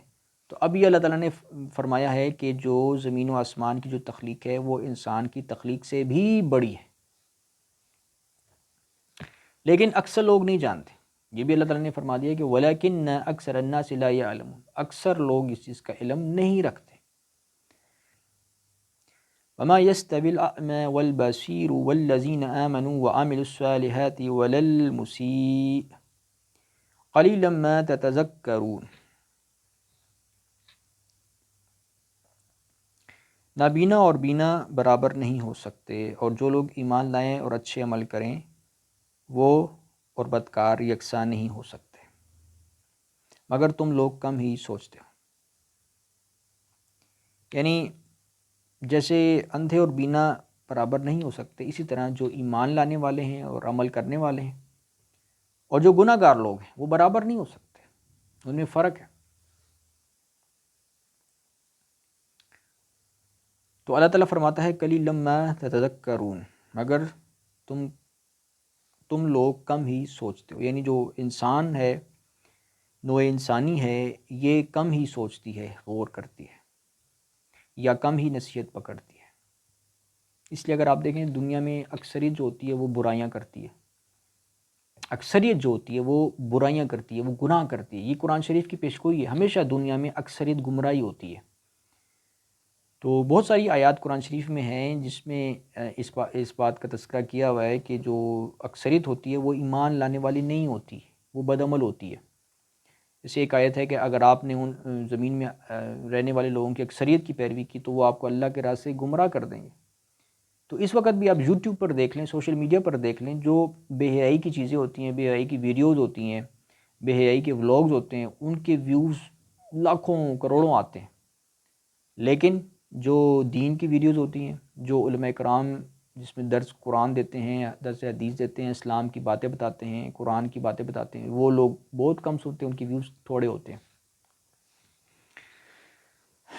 ان الساعة لآتیۃ لا ریب فیہا ولکن اکثر الناس لا یؤمنون، بلا شبہ قیامت آنے والی ہے، اور قیامت سے مراد ایک تو وہ والی قیامت ہے، بڑی قیامت ہے جب زمین کی صف لپیٹ دی جائے گی، اور ایک انسان کی جو موت ہے وہ بھی قیامت ہوتی ہے۔ جیسے کہ حدیث میں ہے کہ ایک شخص نے نبی کریم صلی اللہ علیہ وسلم سے پوچھا تھا کہ قیامت کب آئے گی، تو آپ صلی اللہ علیہ وسلم نے فرمایا کہ ان کے پاس ایک چھوٹا بچہ تھا، تو فرمایا کہ جب تک یہ بچہ جو ہے وہ بوڑھا نہیں ہوگا کہ تمہاری قیامت تم پر آ جائے گی۔ یعنی پوچھنے والی کی عمر ظاہر ہے تھوڑی زیادہ تھی، اور ایک بچہ تھا ساتھ، تو جس وقت تک اس بچے نے بوڑھا ہونا تھا اس وقت تک پوچھنے والے نے کی عمر جو تھی وہ اس نے ختم ہو جانی تھی۔ تو فرمایا جب تک یہ بچہ بوڑھا نہیں ہوگا تب تک تمہاری قیامت آ جائے گی، یعنی مراد یہ ہے موت۔ تو موت بھی ایک قیامت ہوتی ہے، کیونکہ ظاہر ہے موت کے بعد حساب کتاب ہوتا ہے قبر میں۔ بلا شبہ قیامت آنے والی ہے جس میں کوئی شک نہیں، لیکن اکثر لوگ ایمان نہیں لاتے۔ یہاں بھی فرمایا اکثر الناس لا یؤمنون، ایمان نہیں لاتے، اکثریت جو ہوتی ہے وہ ایمان نہیں لاتی۔ اور جیسے کہ میں نے بتایا حقیقی ایمان کیا ہوتا ہے کہ جس میں عمل بھی کیا جائے، یہ تو نہیں کہ صرف میں ایمان لے آیا، اللہ پہ ایمان لے آیا، میں رسول پر ایمان لے آیا، لیکن عمل نہ کرے، نمازیں بھی نہ پڑھے اور نیک اعمال بھی اختیار نہ کرے اور برائیوں سے بچ کے بھی نہ رہے، تو وہ ایمان نہیں ہوتا، ٹھیک ہے نا، وہ ایمان نہیں۔ تو بعض اکثر لوگ ایسے بھی ہوتے ہیں کہ جو بظاہر تو ایمان لے آتے ہیں لیکن عمل نہیں کرتے۔ وَقَالَ رَبُّكُمُ ادْعُونِي أَسْتَجِبْ لَكُمْ إِنَّ الَّذِينَ یستکبرون عن عبادتی سیدخلون جہنم داخرین۔ آپ کے رب نے فرمایا ہے مجھے پکارو، میں تمہاری دعا قبول کروں گا۔ جو لوگ میری عبادت سے ناک بھون چڑھاتے ہیں، یعنی تکبر کرتے ہیں، اعراض کرتے ہیں، جو ان الذین یستکبرون عن عبادتی، جو میری عبادت سے، میری یاد سے، میری عبادت سے تکبر اختیار کرتے ہیں، عنقریب ذلیل و خوار ہو کر جہنم میں داخل ہوں گے۔ سیدخلون جہنم داخرین، وہ ذلیل و خوار ہو کر جہنم میں داخل کیے جائیں گے۔ تو اللہ تعالیٰ فرماتا ہے کہ مجھ سے پکارو، میں دعا قبول کرتا ہوں۔ تو اب اللہ تعالیٰ جو ہے وہ دعائیں قبول کرتا ہے بشرطے کہ وہ دعا جو ہو وہ اللہ تعالیٰ کے جو قوانین ہیں اس کے تابع ہو۔ مثلا اللہ تعالیٰ کا قانون ہے کہ بھئی مرنے کے بعد جنت میں ڈالا جائے گا، جہنم میں ڈالا جائے گا۔ اب ایک انسان دنیا میں ہی دعا کرتا ہے کہ اللہ مجھے دنیا میں ہی جنت میں لے جا اور پھر واپس لے جا، تو اب یہ دعا تو قبول نہیں ہو سکتی۔ یا ایک انسان دعا کرے کہ یا اللہ مجھے موت دے دے اور موت کے بعد دوبارہ مجھے زندگی دے دے، دوبارہ مجھے اسی دنیا میں دوبارہ زندگی دے دے، تو یہ بھی قبول نہیں ہو سکتی، کیونکہ جو شخص مر جاتا ہے اللہ تعالیٰ کا قانون ہے وہ دوبارہ اس دنیا میں واپس نہیں لوٹ سکتا۔ تو دعا بھی آپ نے وہ مانگنی جو قانون، اللہ تعالیٰ کا جو قانون ہے، سائنسی قانون ہے، یا جو شریعت کا جو قانون اللہ تعالیٰ نے بنایا ہوا ہے۔ سائنس کا جو قانون ہے یہ بھی اللہ نے بنایا ہوا ہے نا، قدرت کا قانون یہ اللہ نے بنایا ہوا ہے۔ تو جو سائنس کا اور قدرت کا قانون ہے اور جو شریعت کا قانون ہے اس کے مطابق دعا ہوگی تو اللہ تعالیٰ قبول فرمائے گا، جو اس کے مطابق نہیں ہوگی وہ قبول نہیں فرمائے گا۔ یا آپ دعا مانگو یا اللہ میرے جو والدین باپ دادا جو مر گئے ہیں ان کو زندہ کر کے واپس لے آ میرے پاس، مجھے یاد آتے ہیں، تو ایسا نہیں ہو سکتا۔ ایسی دعائیں اللہ تعالیٰ قبول نہیں فرمائے گا کیونکہ قانون کے خلاف ہے۔ تو اللہ تعالیٰ اپنے قانون کے خلاف کام نہیں کرتا. جو سائنس کا قانون بنایا ہوا ہے اور جو قدرت کا قانون ہے، جو شریعت کا قانون ہے، احکامات ہیں، ان کے خلاف اللہ تعالیٰ نہیں کرتا کام. ٹھیک ہے. باقی معجزات جو ہوتے ہیں وہ اللہ تعالیٰ انبیاء کے لیے دکھاتا ہے، وہ انبیاء کے لیے دکھاتا ہے. مردوں کو زندہ کر دینا وہ اللہ تعالیٰ انبیاء کے ساتھ معاملہ کرتا ہے. ٹھیک ہے. عام لوگوں کے ساتھ، عام مومنین کے معاملہ یہ نہیں ہوتا کہ اب وہ ایسی دعا کریں گے. ٹھیک ہے. وہ معجزات بھی جو ہوتے ہیں وہ اللہ تعالیٰ کی ایک نشانی ہوتی ہے، نشانی کے طور پر وہ ہوتے ہیں. باقی عام معاملات میں جو مومنین ہیں وہ وہی دعا کریں گے جو قانون کے مطابق ہے. تو اب قانون کے مطابق مثلاً انسان جو اللہ تعالیٰ کے قانون کے تابع دعائیں کرتا ہے، اس میں پھر یہ ہے نا کہ دعا کے ساتھ شرط یہ بھی ہے کہ اس نے تدبیر بھی اختیار کرنی ہے. یہ نہیں کہ صرف دعا مانگ لی، جیسے ہم دعا مانگے، ہمیں اللہ تعالیٰ نے دعائیں سکھائی ہوئی ہیں یا اللہ کہ ہم رزق مانگے، جیسے نماز میں پڑھتے ہیں کہ رب اغفر لی وارحمنی وہدنی وعافنی واجبرنی وارزقنی ورفعنی. ٹھیک ہے نا. رزق مانگنے کی دعا بھی مانگتے ہیں، ایسے ہی دیگر دعائیں بھی ہیں. تو اب جب ہم رزق مانگنے کی دعا اللہ تعالیٰ سے مانگتے ہیں تو اس کے لیے ظاہر ہے ہم نے تدبیر بھی اختیار کرنی ہے.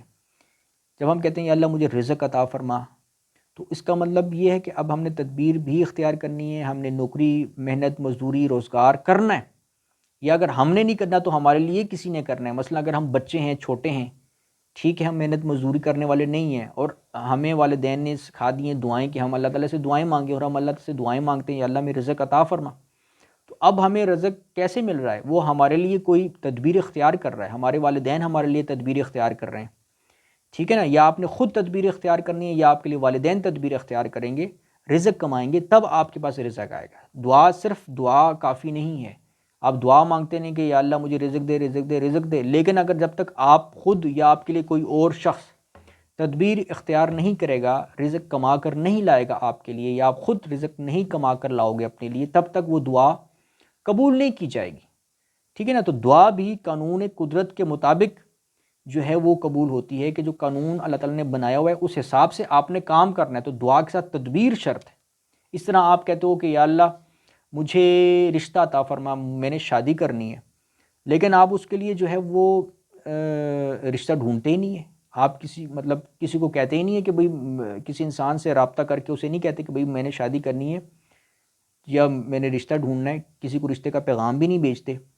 تو اس صورت میں پھر آپ کو رشتہ نہیں مل سکتا. خود بخود لوگوں کو علام نہیں ہوگا کہ بھئی ہم اس فلاں بندے کو رشتے کی ضرورت ہے تو اس کو رشتے کا پیغام بھیجو. تدبیر آپ نے اختیار کرنی ہے. آپ نے خود رشتہ ڈھونڈنا ہے، تلاش کرنا ہے، اور وہ بھی نیک رشتہ.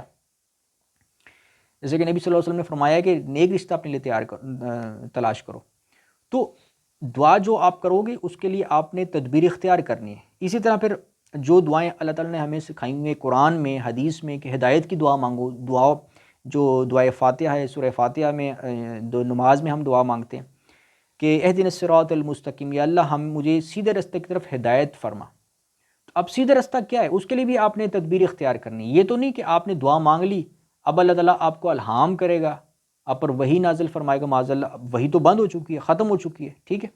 نبی صلی اللہ علیہ وسلم نے فرمایا کہ نبوت میں سے صرف مبشرات باقی ہیں. تو مبشرات سچی خوابیں ہیں، لیکن ہدایت کا طریقہ یہ ہوتا ہے کہ آپ نے جب ہدایت اللہ تعالیٰ سے دعا مانگی ہے تو اب آپ نے ہدایت کو پانے کے لیے تدبیر خود اختیار کرنی ہے. اور وہ تدبیر کیا ہے؟ وہ ہے قرآن شریف کو پڑھنا ہے، سمجھنا ہے، اس کے مطابق عمل کرنا ہے. کیوں؟ کیونکہ قرآن شریف کو اللہ تعالیٰ نے ہدایت قرار دیا ہے. ٹھیک ہے. قرآن شریف آپ پڑھیں، بہت ساری آیات ہیں کہ جس میں اللہ تعالیٰ فرماتا ہے کہ یہ جو کتاب ہے، یہ قرآن ہے جو میں نے نازل کیا ہے نبی کریم صلی اللہ علیہ وسلم پر، یہ ہے ہدایت. اس کو پڑھو، اس پر غور و فکر کرو اور اس کے مطابق زندگی بسر کرو. یہ ہے ہدایت. تو جب ہم کہتے ہیں اہدنا الصراط المستقیم کہ ہمیں ہدایت عطا فرما سیدھے راستے کی طرف، تو اب آپ نے اس دعا کے بعد کیا کرنا ہے؟ اب آپ نے قرآن پڑھنا ہے، غور و فکر کرنا ہے، اس کے مطابق زندگی بنانی ہے. ٹھیک ہے. قرآن کی تفسیر سمجھنے کے لیے علماء کرام کو سننا ہے، کتابیں پڑھنی ہے. ٹھیک ہے. اور اب قرآن کو سمجھ کر پھر اس پر عمل کرنا ہے. یہ ہے ہدایت. آپ کو ایسے ملے گی.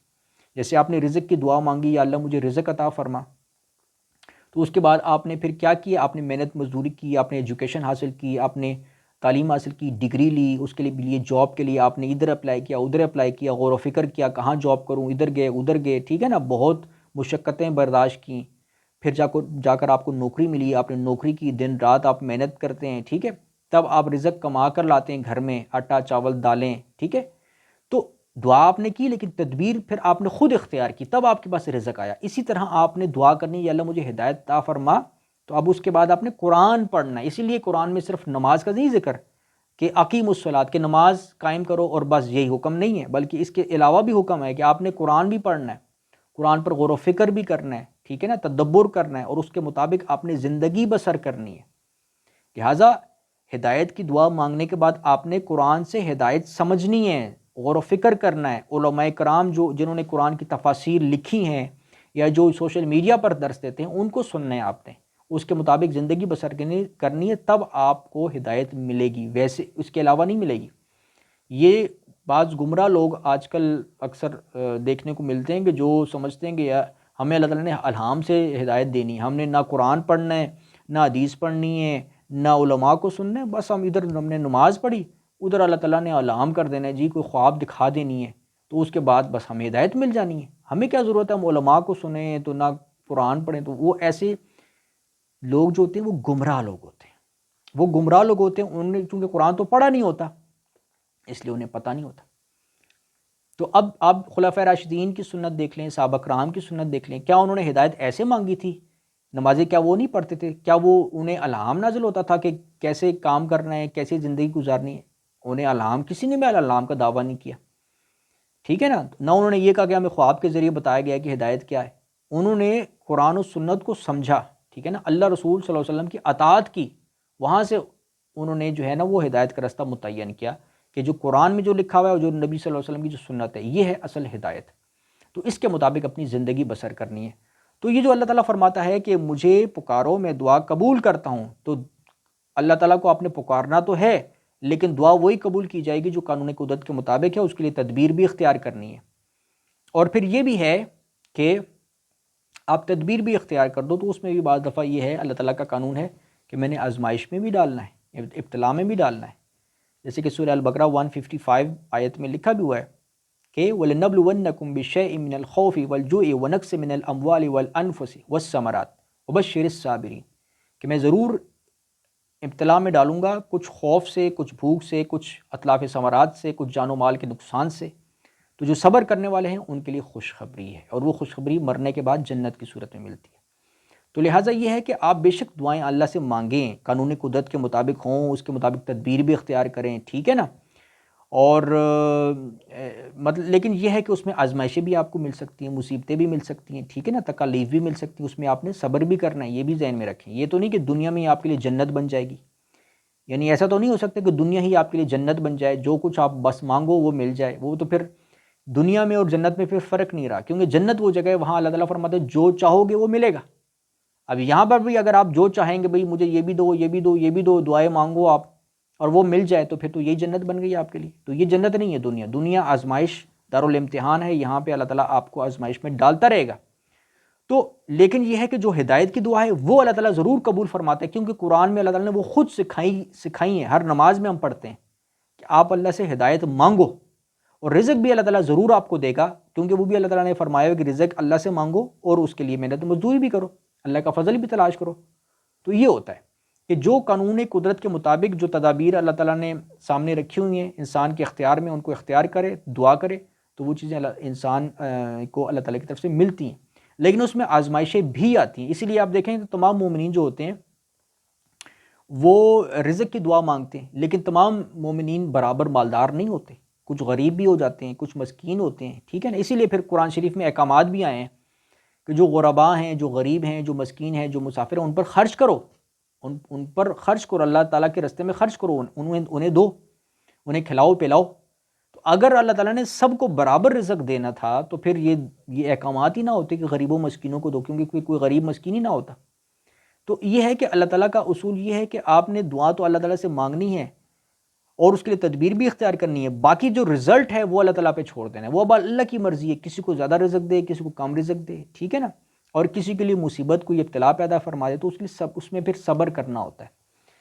تو یہ معاملہ ہوتا ہے۔ اور پھر یہ بھی ہوتا ہے کہ بعض دفعہ انسان اللہ تعالیٰ سے دعا مانگتا ہے تو وہ دعا مانگتا ہے ظاہر ہے جو قانون قدرت کے مطابق ہوتی ہے، تدبیر بھی اختیار کرتا ہے، لیکن اس کا جو رزلٹ ہوتا ہے وہ اس طرح نہیں نکلتا بعض دفعہ۔ تو اب وہ رزلٹ اس طرح جس طرح اس نے مانگا ہوتا ہے ٹھیک ہے، تو وہ اس لیے نہیں نکلتا کیونکہ وہ اللہ تعالیٰ تو ہر چیز کا علم رکھتا ہے، تو اللہ تعالیٰ کے علم میں وہ چیز اس بندے کے لیے فائدہ مند نہیں ہوتی، نقصان دہ ہوتی ہے، اسی لیے وہ چیز اللہ تعالیٰ اس کو مہیا نہیں کرتا۔ تو یہ بھی گویا اللہ تعالیٰ دعا قبول فرماتے ہیں اس کے حق میں کہ جو اس کے لیے بہتر ہوتا ہے وہ چیز اس کو دیتا ہے۔ انسان اپنے لیے جو چیز بہتر سمجھ رہا ہوتا ہے وہ اللہ کی نظر میں وہ چیز بہتر نہیں ہوتی، تو یہ بھی ہوتا ہے۔ تو اس لیے انسان کو یہ نہیں سوچنا چاہیے کہ جو میں نے مانگا تھا وہ مجھے اللہ تعالیٰ نے نہیں دیا، بلکہ یہ سوچنا چاہیے کہ اللہ تعالیٰ جو ہے وہ ہر چیز کا علم رکھتا ہے، اور وہ انسان کو جو بھی دیتا ہے یا نہیں دیتا وہ اللہ کی مرضی ہے۔ تو انسان کو اس نیت سے دعا مانگنی چاہیے کہ اللہ تعالیٰ دعا تو قبول فرماتا ہے، لیکن اپنی مرضی سے جو اس دعا کو عملی جامہ جو بھی پہنائے گا اللہ تعالیٰ، میں اس پر راضی رہوں گا، میں اس پر شکر کروں گا اور صبر کروں گا۔ اور اگر اللہ تعالیٰ نے دعا اس طرح قبول نہ بھی فرمائی جیسے میں سمجھ رہا ہوں، جیسے میں مانگ رہا ہوں، تو اس صورت میں بھی میں نے جو ہے وہ ناشکری نہیں کرنی اور اللہ تعالیٰ کا شکر کرنا ہے۔ تو اللہ تعالیٰ فرماتا ہے کہ مجھے پکارو میں تمہاری دعا قبول کروں گا، جو لوگ میری عبادت سے تکبر کرتے ہیں ان قریب ذلیل و خوار ہو کر جہنم میں داخل کیے جائیں گے۔ تو فرمائی ان الذین یستکبرون عن عبادتی سیدخلون جہنم داخرین، وہ ذلیل و خوار ہو کر جہنم میں داخل کیے جائیں گے جو میری عبادت سے تکبر کرتے ہیں۔ تو تکبر جیسا کہ میں نے پہلے بھی عرض کیا تھا کہ متکبر شخص وہ ہوتا ہے کہ جو اللہ تعالیٰ کی عبادت نہیں کرتا، اور عبادت کہتے ہیں اللہ کی مرضی کے مطابق زندگی بسر کرنا۔ تو جو یہ کام نہیں کرتا وہ ہوتا ہے متکبر انسان، کہ اللہ نے انسان کو آنکھیں دیں، جسم دیا، طاقت دی، ہاتھ پیر دیے، عقل دی، ٹھیک ہے، والدین دیے، دنیا کی نعمتیں دیں، اور انسان جو ہے وہ اب اللہ کی بات نہیں مان رہا۔ اللہ کہتا ہے کہ ان ساری نعمتوں کو میری اطاعت میں خرچ کرو، اپنی عقل کو میری رستے میں خرچ کرو، ٹھیک ہے، قرآن کو پڑھو، تبلیغ کرو، اپنی آنکھوں کو اچھی چیزیں دیکھو، بری چیزیں حرام چیزیں نہ دیکھو، ٹھیک ہے، اپنی عقل کو صحیح جگہ استعمال کرو، اپنے ہاتھوں پیروں سے جو ہے وہ اچھے کام لو، زندگی کو میری مرضی کے مطابق خرچ کرو، عمل کرو۔ تو اب جو انسان ایسا نہیں کرتا وہ ہوتا ہے متکبر، وہ اللہ کے مقابل پر جو ہے نا خود ایک قسم کا متکبر بن جاتا ہے کہ بھئی میں نہیں مانتا، میں نے وہ کرنا ہے جو میری مرضی چلے گی، جو میرا دل چاہے گا میں نے وہ کرنا ہے۔ تو یہ شخص ہوتا ہے متکبر۔ اس لیے میں اکثر یہ بات کہتے رہتا ہوں کہ آپ نے اگر پہچاننا ہو کہ متکبر کون ہے، تو متکبر کی نشانی یہ ہے کہ جو شخص نمازی نہیں ہے، جو بظاہر آپ کو جتنا مرضی عاجز مسکین نظر آتا ہو، ٹھیک ہے نا، جتنا مرضی عاجز مسکین نظر آتا ہو، اور آپ نے اس کے حلیے سے جج نہیں کرنا، آپ نے جج کرنا ہے اس کی نمازوں سے، اور پھر نمازوں کے علاوہ بھی آپ نے جج کرنا ہے کہ وہ اس کے دیگر جو اعمال ہیں وہ اعمال صالحہ ہیں یا نہیں، برائیوں سے بچ کے رہتا ہے، بد نظری سے بچ کے رہتا ہے، چوری چکاری حرام چیزوں سے بچ کے رہتا ہے کہ نہیں رہتا ہے۔ یہ چیزیں دیکھنی، جج کرنی، اگر یہ ان کے مطابق پورا اتر رہا ہے اور اللہ تعالیٰ کے احکامات پر عمل کر رہا ہے تو پھر وہ متکبر نہیں ہے۔ اگر نہیں کر رہا تو بس آپ سمجھ جائیں کہ وہ شخص متکبر ہے، چاہے وہ بظاہر مسلمان ہو، کیونکہ بس صرف مسلمانوں نے سے نجات نہیں ہونی نا، عمل سے ہونی ہے، تو اپنے عمل میں یہ چیزیں دیکھنی ہیں۔ تو اللہ فرماتا ہے جو متکبر ایسے لوگ ہیں جو عبادت سے اعراض کرتے ہیں تو وہ پھر جہنم میں ذلیل و خوار ہو کر داخل کیے جائیں گے۔ اللہ الذی جعل لکم اللیل لتسکنوا فیہ والنہار مبصرا ان اللہ لذو فضل علی الناس ولکن اکثر الناس لا یشکرون۔ اللہ وہ ذات ہے جس نے تمہارے لیے رات بنائی تاکہ تم اس میں آرام کر سکو اور دن کو روشن بنا دیا۔ اللہ تو یقیناً لوگوں پر بڑا صاحب فضل ہے، لیکن اکثر لوگ شکر نہیں کرتے۔ تو اللہ فرماتا ہے کہ دیکھو اللہ تعالیٰ نے رات بنائی آرام کے لیے، سکون کے لیے، اور دن بنایا دیکھنے کے لیے، کام شام کرنے کے لیے، ٹھیک ہے نا، اور مطلب یہ کہ دنیا میں اللہ تعالیٰ نے رزق پیدا فرما دیا، ہر طرح کی نعمتیں نازل فرما دیں، زمین سے رزق پیدا فرمایا، پھل فروٹ سبزیاں ہر چیز دی، تو جو ہے پھر بھی کیا ہوتا ہے کہ وَلَكِنَّ أَكْثَرَ النَّاسِ لَا يَشْكُرُونَ، کہ اکثریت لوگوں کی ناشکری ہوتی ہے، شکر نہیں کرتی۔ اور شکر کا مفہوم یہ ہے کہ اللہ کی عبادت کرنی ہوتی ہے، اللہ کی تعالیٰ کی باتیں ماننی ہوتی ہیں، یہ ہوتا ہے شکر۔ تو اللہ فرماتے ہیں اکثریت لوگوں کی ایسی ہوتی ہے کہ جو شکر نہیں کرتی۔ آپ دیکھ لیں اس وقت کہ اللہ تعالیٰ نے جو ہے رات کو سکون کا ذریعہ بنایا ہوا ہے، یہ بھی اللہ کی نشانی ہے۔ دن کو دیکھنے کے لیے بنا دیا، روشن بنا دیا، تاکہ دن کو لوگ محنت مزدوری کریں، کام کریں، اللہ کا فضل تلاش کریں، ٹھیک ہے۔ اور دنیا میں زمین میں اللہ تعالیٰ نے رزق پیدا فرما دیا، ٹھیک ہے، اور ساری دنیا کے جو لوگ ہیں وہ اس سے فائدہ اٹھا رہے ہیں، ہندو، مشرک، دہریے، کافر، یہود و نصارہ، سب دنیا جو ہے وہ دنیا میں دن کو دیکھتی ہے، ادھر ادھر فضل تلاش کرتی ہے، محنت مزدوری کرتی ہے، رات کو سو جاتی ہے، سکون کرتی ہے، یعنی کہ اللہ تعالیٰ کی قانون قدرت کا فائدہ اٹھا رہی ہے، اللہ کی نعمتوں کا فائدہ اٹھا رہی ہے، اللہ کی نعمتیں کھاتی ہے، پیتی ہے، عیش کرتی ہے، رات کو سوتی ہے، سکون کرتی ہے، ٹھیک ہے نا، جو اللہ کی مخلوق ہے۔ لیکن اس کے باوجود آپ دیکھیں گے کہ وہ اکثریت ان میں کیا ہوتی ہے، وہ عبادت گزار ہی نہیں ہوتی، وہ اللہ کا شکر ہی نہیں کرتی، وہ اللہ کا شکر نہیں کرتی، وہ عبادت نہیں کرتی، اللہ تعالیٰ کے کہنے کے، اللہ تعالیٰ کی احکامات کے مطابق جو ہے وہ اپنی زندگی نہیں بناتی۔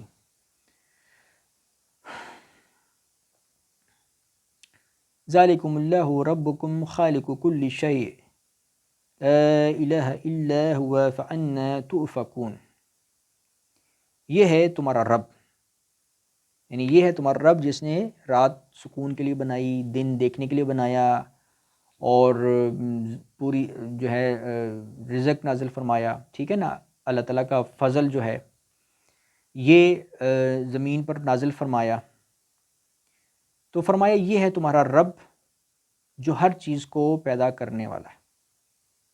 ذالکم اللہ ربکم خالق کل شیء، کہ یہ ہے تمہارا رب جو ہر چیز کا خالق ہے، ہر چیز کو پیدا فرمانے والا، یہ ہے تمہارا رب۔ تو ساری دنیا جو ہے، دنیا کے لوگ جو ہیں وہ اللہ تعالیٰ کی نعمتوں سے فائدہ اٹھا رہے ہوتے ہیں، کھا رہے پی رہے ہوتے ہیں، کما رہے ہوتے ہیں، محنت مزدوری کر رہے ہوتے ہیں۔ اللہ تعالیٰ نے جو آنکھیں دی ہیں، ہاتھ دیے ہیں، عقل دیے، جسم دیے، ٹھیک ہے نا، ان کو استعمال میں لا کر رزق کمائیں گے، محنت مزدوری کریں گے، جاب کریں گے، تجارت کریں گے، اللہ کی رزق کھائیں گے، نعمتیں کھائیں گے، پئیں گے، لیکن وہ شکر نہیں کریں گے۔ تو اللہ فرماتا ہے یہ تمہارا رب ہے جو ہر چیز کا خالق ہے۔ یہ سب چیزیں اللہ تعالیٰ نے بنائی ہوئی ہیں، ان سب چیزوں کا جو خالق ہے وہ اللہ تعالیٰ کی ذات ہے، اس کے سوا کوئی الہ نہیں۔ بس تم کہاں بہکائے جاتے ہو، کہاں تم بہکائے جاتے ہو؟ یہ سب چیزیں تو اللہ تعالیٰ نے بنائی ہوئی ہیں، تو اللہ کی بات مانو، اللہ کی عبادت کرو۔ تو اللہ فرماتے ہیں فَأَنَّا تُؤْفَكُونَ، بس تم کہاں بہکائے جاتے ہو۔ كَذَلِكَ يُؤْفَكُ الَّذِينَ كَانُوا بِآيَاتِ اللَّهِ يَجْحَدُونَ، اسی طرح وہ لوگ بہکائے جاتے رہے ہیں جو اللہ کی آیات کا انکار کیا کرتے تھے۔ تو یہ کون لوگ بہکائے جاتے ہیں؟ وہ لوگ کہ جو اللہ کی آیات کا انکار کرتے ہیں، اور انکار دو طرح سے ہوتا ہے، ایک قولی طور پر، ایک عملی طور پر۔ قولی طور پر یہ ہوتا ہے کہ میں نہیں مانتا کہ زمین آسمان کائنات رزق اللہ نے بنایا، انسان کو اللہ نے بنایا، میں نہیں مانتا، یہ ہے قولی انکار۔ اور عملی انکار یہ ہوتا ہے کہ انسان بظاہر منہ سے تو کہے ہاں جی یہ سب کچھ اللہ نے بنایا ہے، مجھے بھی اللہ نے بنایا ہوا ہے، رزق بھی اللہ نے بنایا ہوا ہے، لیکن وہ اللہ تعالیٰ کی باتیں نہ مانے، وہ اللہ تعالیٰ کی عبادت نہ کرے، اللہ کے حکموں پر عمل نہ کرے، تو یہ جو ہوتا ہے یہ بھی ان لوگوں میں شامل ہوتا ہے کہ جو بہکا ہوا ہوتا ہے، یعنی جو گمراہ ہوتا ہے۔ اللہ الذی جعل لکم الارض قرارا والسماء بناء وصورکم فاحسن صورکم ورزقکم من الطیبات ذالکم اللہ ربکم فتبارک اللہ رب العالمین۔ اللہ ہی ہے جس نے تمہارے لیے زمین کو جائے قرار اور آسمان کو بمنزل چھت بنایا، اور تمہاری صورتیں بنائیں تو نہایت عمدہ بنائیں، اور تمہیں پاکیزہ چیزوں کا رزق عطا فرمایا۔ یہ ان صفات کا مالک ہے تمہارا رب جو بڑا برکت والا اور تمام جہانوں کا رب ہے۔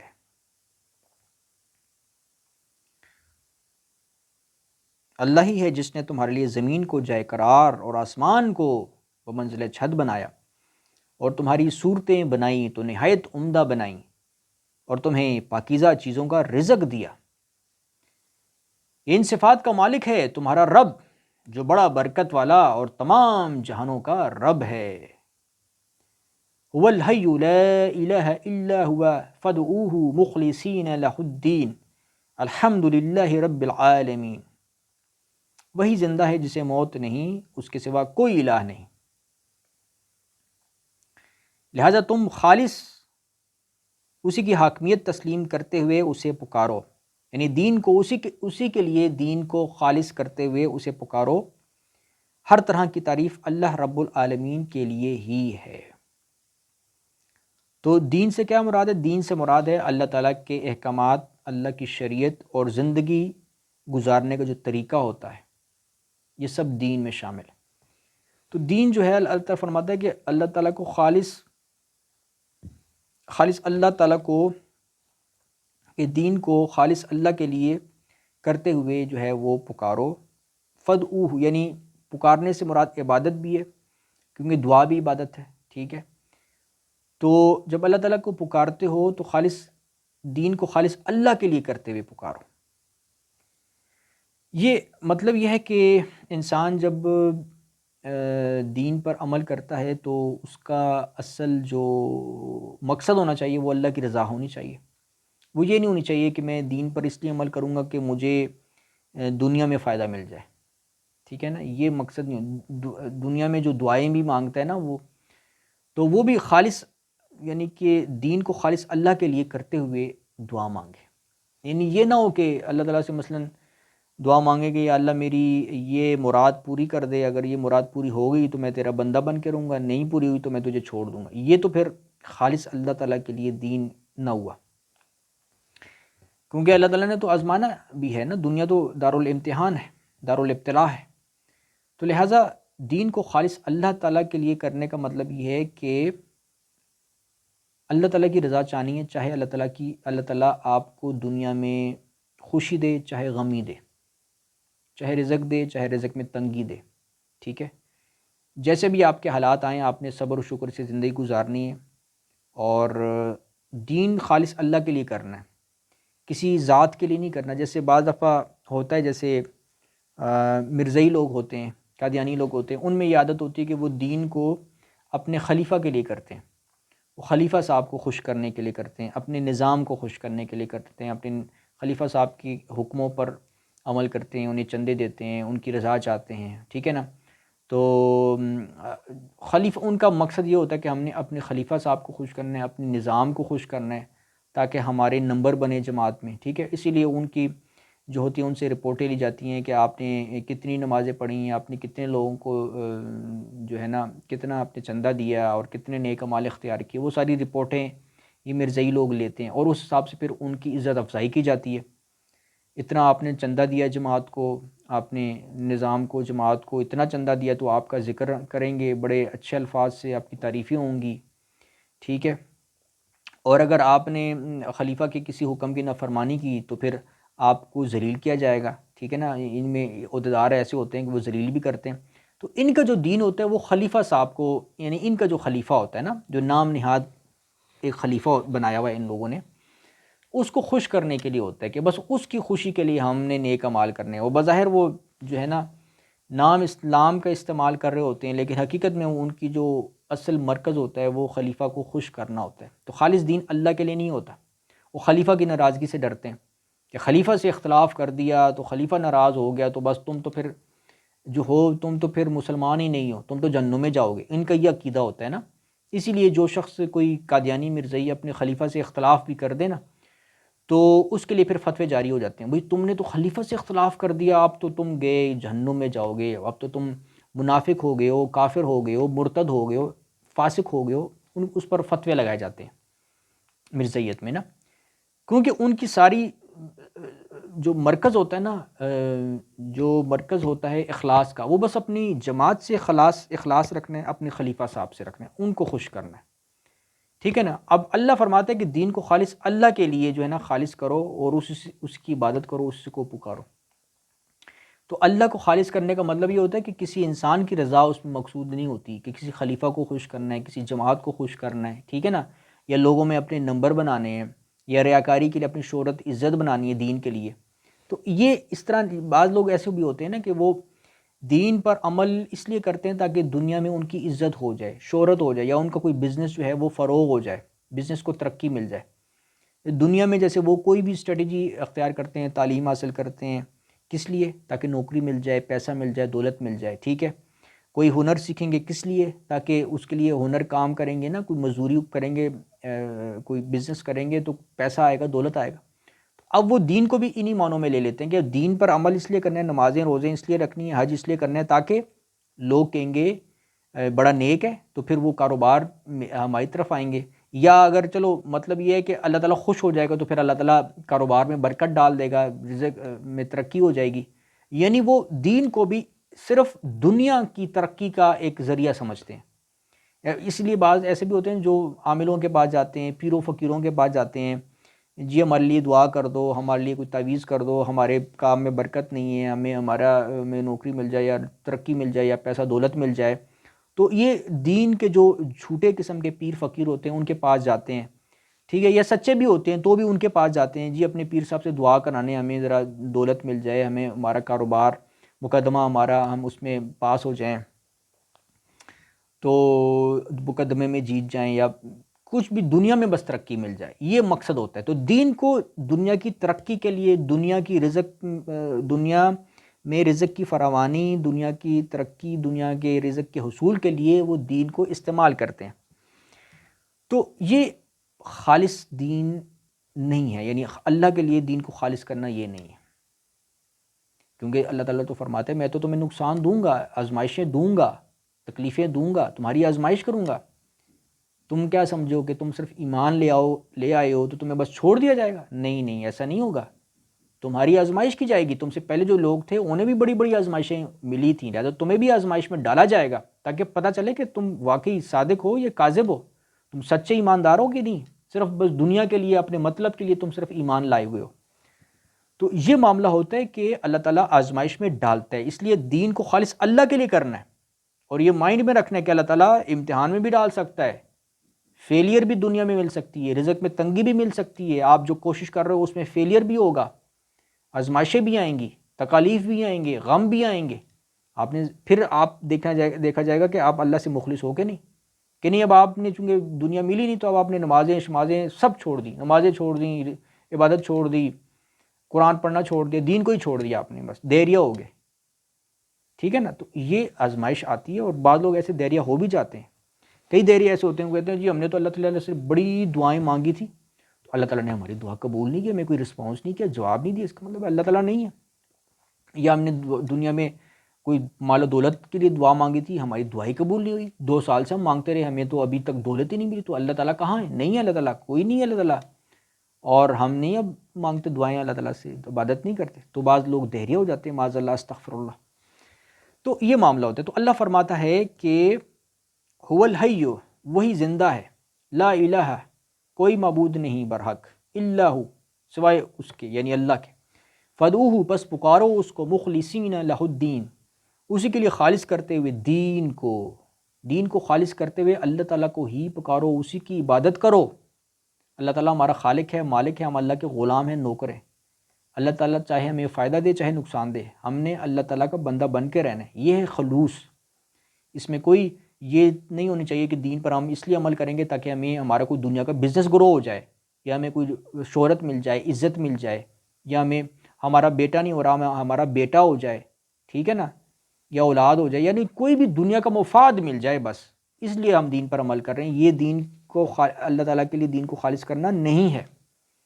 اللہ کے لیے دین کو خالص کرنے کا مطلب یہ ہے کہ بس اللہ تعالیٰ کے اب غلام بن جاؤ، باقی اب اللہ کی مرضی ہے، آپ کو نقصان دے یا فائدہ دے، باقی اب دعائیں مانگو، اللہ کی عبادت کرو، اللہ کی فرمان برداری اختیار کرو، دنیا کی ہر چیز حاصل کرو، جو جائز چیزیں ہیں جو اللہ تعالیٰ نے جائز قرار دی ہیں ان کو حاصل کرو.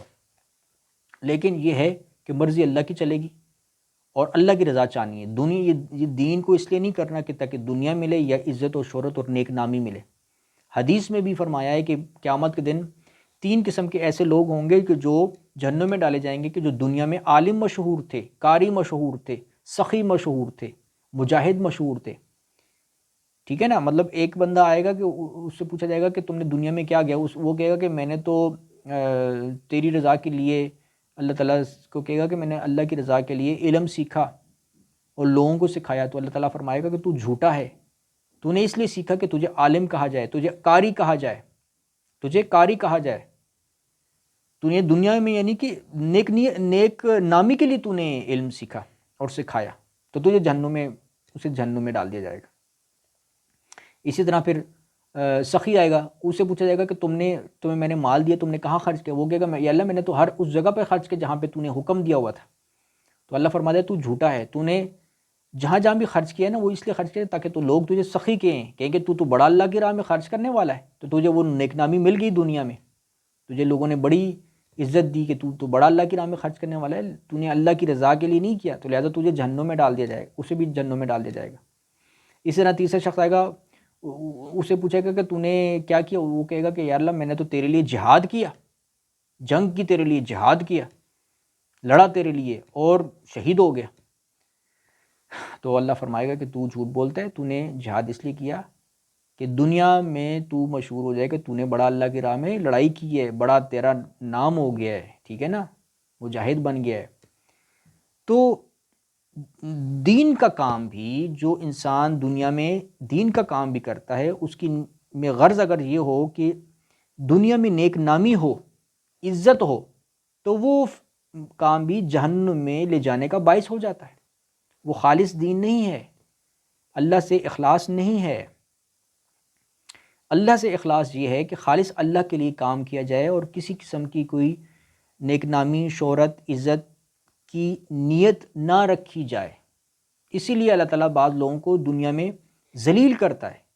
یعنی ذلیل کس طرح کرتا ہے؟ دنیا کے لوگوں کے ذریعے لوگ لان تان کرتے ہیں، ٹھیک ہے نا. یہ بھی ایک آزمائش آتی ہے انسان پر، نیک لوگوں پر بھی آزمائش آتی ہے. لوگ لان تان کرتے ہیں، اپنے پرائے سب دشمن بن جاتے ہیں، باتیں بناتے ہیں، ٹھیک ہے نا. بظاہر ایسا لگتا ہے کہ اس شخص کی تو بڑی ذلت ہو گئی ہے، لیکن وہ بھی آزمائش ہوتی ہے. وہاں وہ اللہ تعالیٰ یہ ٹیسٹ لے رہا ہوتا ہے کہ اب دنیا والے تو اس پر لان تان کر رہے ہیں، ذلیل کر رہے ہیں، اور اب یہ کیا کرے گا؟ کیا یہ اللہ تعالیٰ کے ساتھ خالص رہے گا؟ یعنی باتیں، نمازیں کرے گا، ادا کرے گا، تقوی اختیار کرے گا، نیکیوں پر قائم رہے گا، برائیوں سے بچ کر رہے گا کہ نہیں؟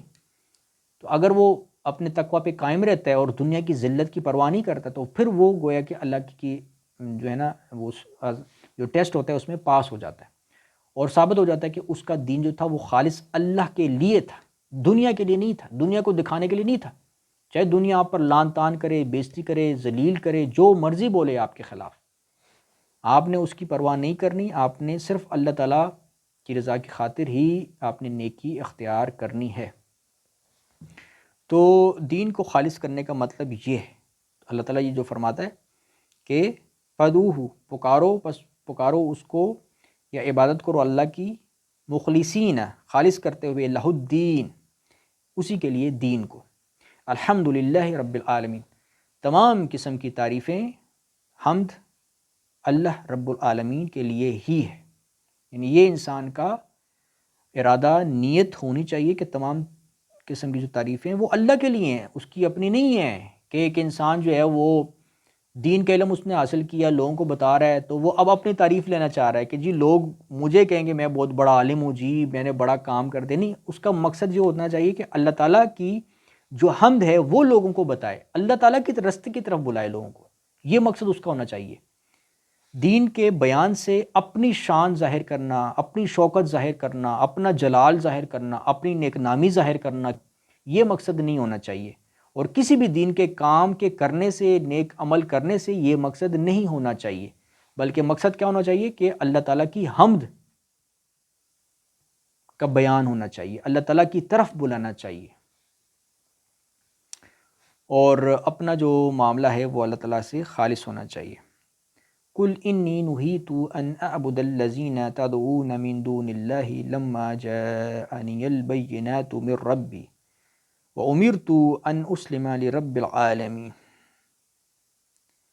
آپ صلی اللہ علیہ وسلم ان سے فرمائیے کہ مجھے منع کیا گیا ہے کہ میں ان کی عبادت کروں جنہیں تم اللہ کو چھوڑ کر پکارتے ہو، جبکہ میرے رب کی طرف سے میرے پاس واضح دلائل بھی آ چکے ہیں.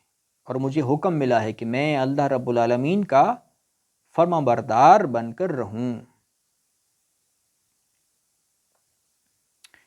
هو الذی خلقکم من تراب ثم من نطفة ثم من علقة ثم یخرجکم طفلا ثم لتبلغوا اشدکم ثم لتکونوا شیوخا ومنکم من یتوفى من قبل ولتبلغوا اجلا مسمى ولعلکم تعقلون۔ وہی تو ہے جس نے تمہیں مٹی سے، پھر نطفہ سے، پھر لوتھڑے سے پیدا فرمایا، پھر تمہیں بچے کی شکل میں ماں کے پیٹ سے نکالتا ہے، پھر انہیں بڑھاتا ہے تاکہ تم اپنی پوری طاقت کو پہنچ جاؤ، پھر اور بڑھاتا ہے تاکہ تم بڑھاپے کو پہنچو، پھر تم میں سے کسی کو پہلے ہی وفات دے دی جاتی ہے تاکہ تم اس مدت کو پہنچو جو تمہارے لیے مقرر ہے، اور یہ سب کچھ اس لیے ہے تاکہ تم عقل سے کام لو۔ تو یہ جو پروسیس ہوتا ہے انسان کی پیدائش کا، اس میں بھی انسان اگر غور کرے تو اس میں بھی اللہ تعالیٰ کی نشانیاں پوشیدہ ہیں۔ انسان اگر عقل کرے تو اسے پتہ چلے گا کہ یہ ایک منظم جو سسٹم بنایا ہوا ہے، یہ بغیر کسی کے بنائے خود بخود نہیں بن سکتا، اور یہ عظیم الشان جو نشانی ہے اللہ تعالیٰ کی، یہ اللہ تعالیٰ کی ذات کی طرف ہی نشاندہی کرتی ہے کہ انسان جو ہے وہ اللہ تعالیٰ کو معبود تسلیم کرے۔ هو الذی یحیی ویمیت فاذا قضى امرا فانما یقول له کن فیکون۔ وہی تو ہے جو تمہیں زندہ کرتا ہے اور مارتا ہے، پھر جب وہ کسی کام کا فیصلہ کر لیتا ہے تو بس اسے اتنا ہی کہتا ہے کہ ہو جا، تو وہ ہو جاتا ہے۔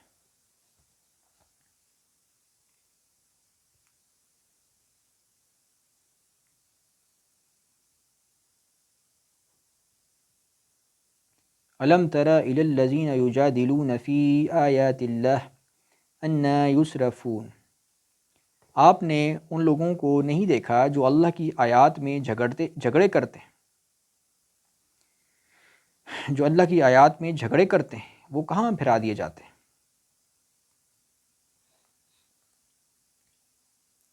الذین کذبوا بالکتاب وبما ارسلنا به رسلنا فسوف یعلمون۔ ان لوگوں نے اس کتاب قرآن کو بھی جھٹلایا اور ان کتابوں کو بھی جو ہم نے رسولوں کو دے کر بھیجی تھی، عنقریب انہیں سب کچھ معلوم ہو جائے گا۔ تو یہ جو اللہ تعالیٰ نے فرمایا ہے کہ کیا آپ نے ان لوگوں کو نہیں دیکھا کہ جو اللہ کی آیات کے بارے میں جھگڑتے ہیں اللہ کی آیات کے بارے میں، وہ کہاں پھرا دیے گئے؟ یعنی جو اللہ تعالیٰ نے نشانیاں ظاہر فرمائی ہیں، جیسا کہ میں پہلے بھی عرض کر چکا ہوں کہ زمین و آسمان اور انسان کی تخلیق، جانور کی تخلیق، ہر قسم کے جانوروں کی جو تخلیق ہے، جو رزق پیدا فرمایا ہے اللہ تعالیٰ نے، تو یہ سب اللہ تعالیٰ کی نشانیاں ہیں، اور ان کے بارے میں وہی جھگڑا کرتے ہیں۔ کون لوگ جھگڑا کرتے ہیں؟ وہ لوگ ہوتے ہیں کہ جو کتاب کی تکذیب کرتے ہیں، جو اللہ تعالیٰ کی کتاب قرآن شریف کی تکذیب کرتے ہیں، یہ وہ لوگ ہوتے ہیں۔ اور ان کی بھی جو کتابیں پہلے رسولوں کو دی گئی ہیں ان کی بھی تکذیب کرتے ہیں، تو عنقریب انہیں سب معلوم ہو جائے گا۔ اذ الاغلال فی اعناقہم والسلاسل یسحبون۔ جبکہ ان کی گردنوں میں طوق پڑے ہوں گے اور ایسی زنجیریں جن سے پکڑ کر وہ کھولتے پانی میں گھسیٹے جائیں گے۔ فی الحمیم ثم فی النار یسجرون۔ پھر دوزخ میں جھونک دیے جائیں گے۔ ثم قیل لہم این ما کنتم تشرکون۔ پھر ان سے پوچھا جائے گا کہ کہاں ہیں وہ جنہیں تم اللہ کے سوا شریک بنایا کرتے تھے۔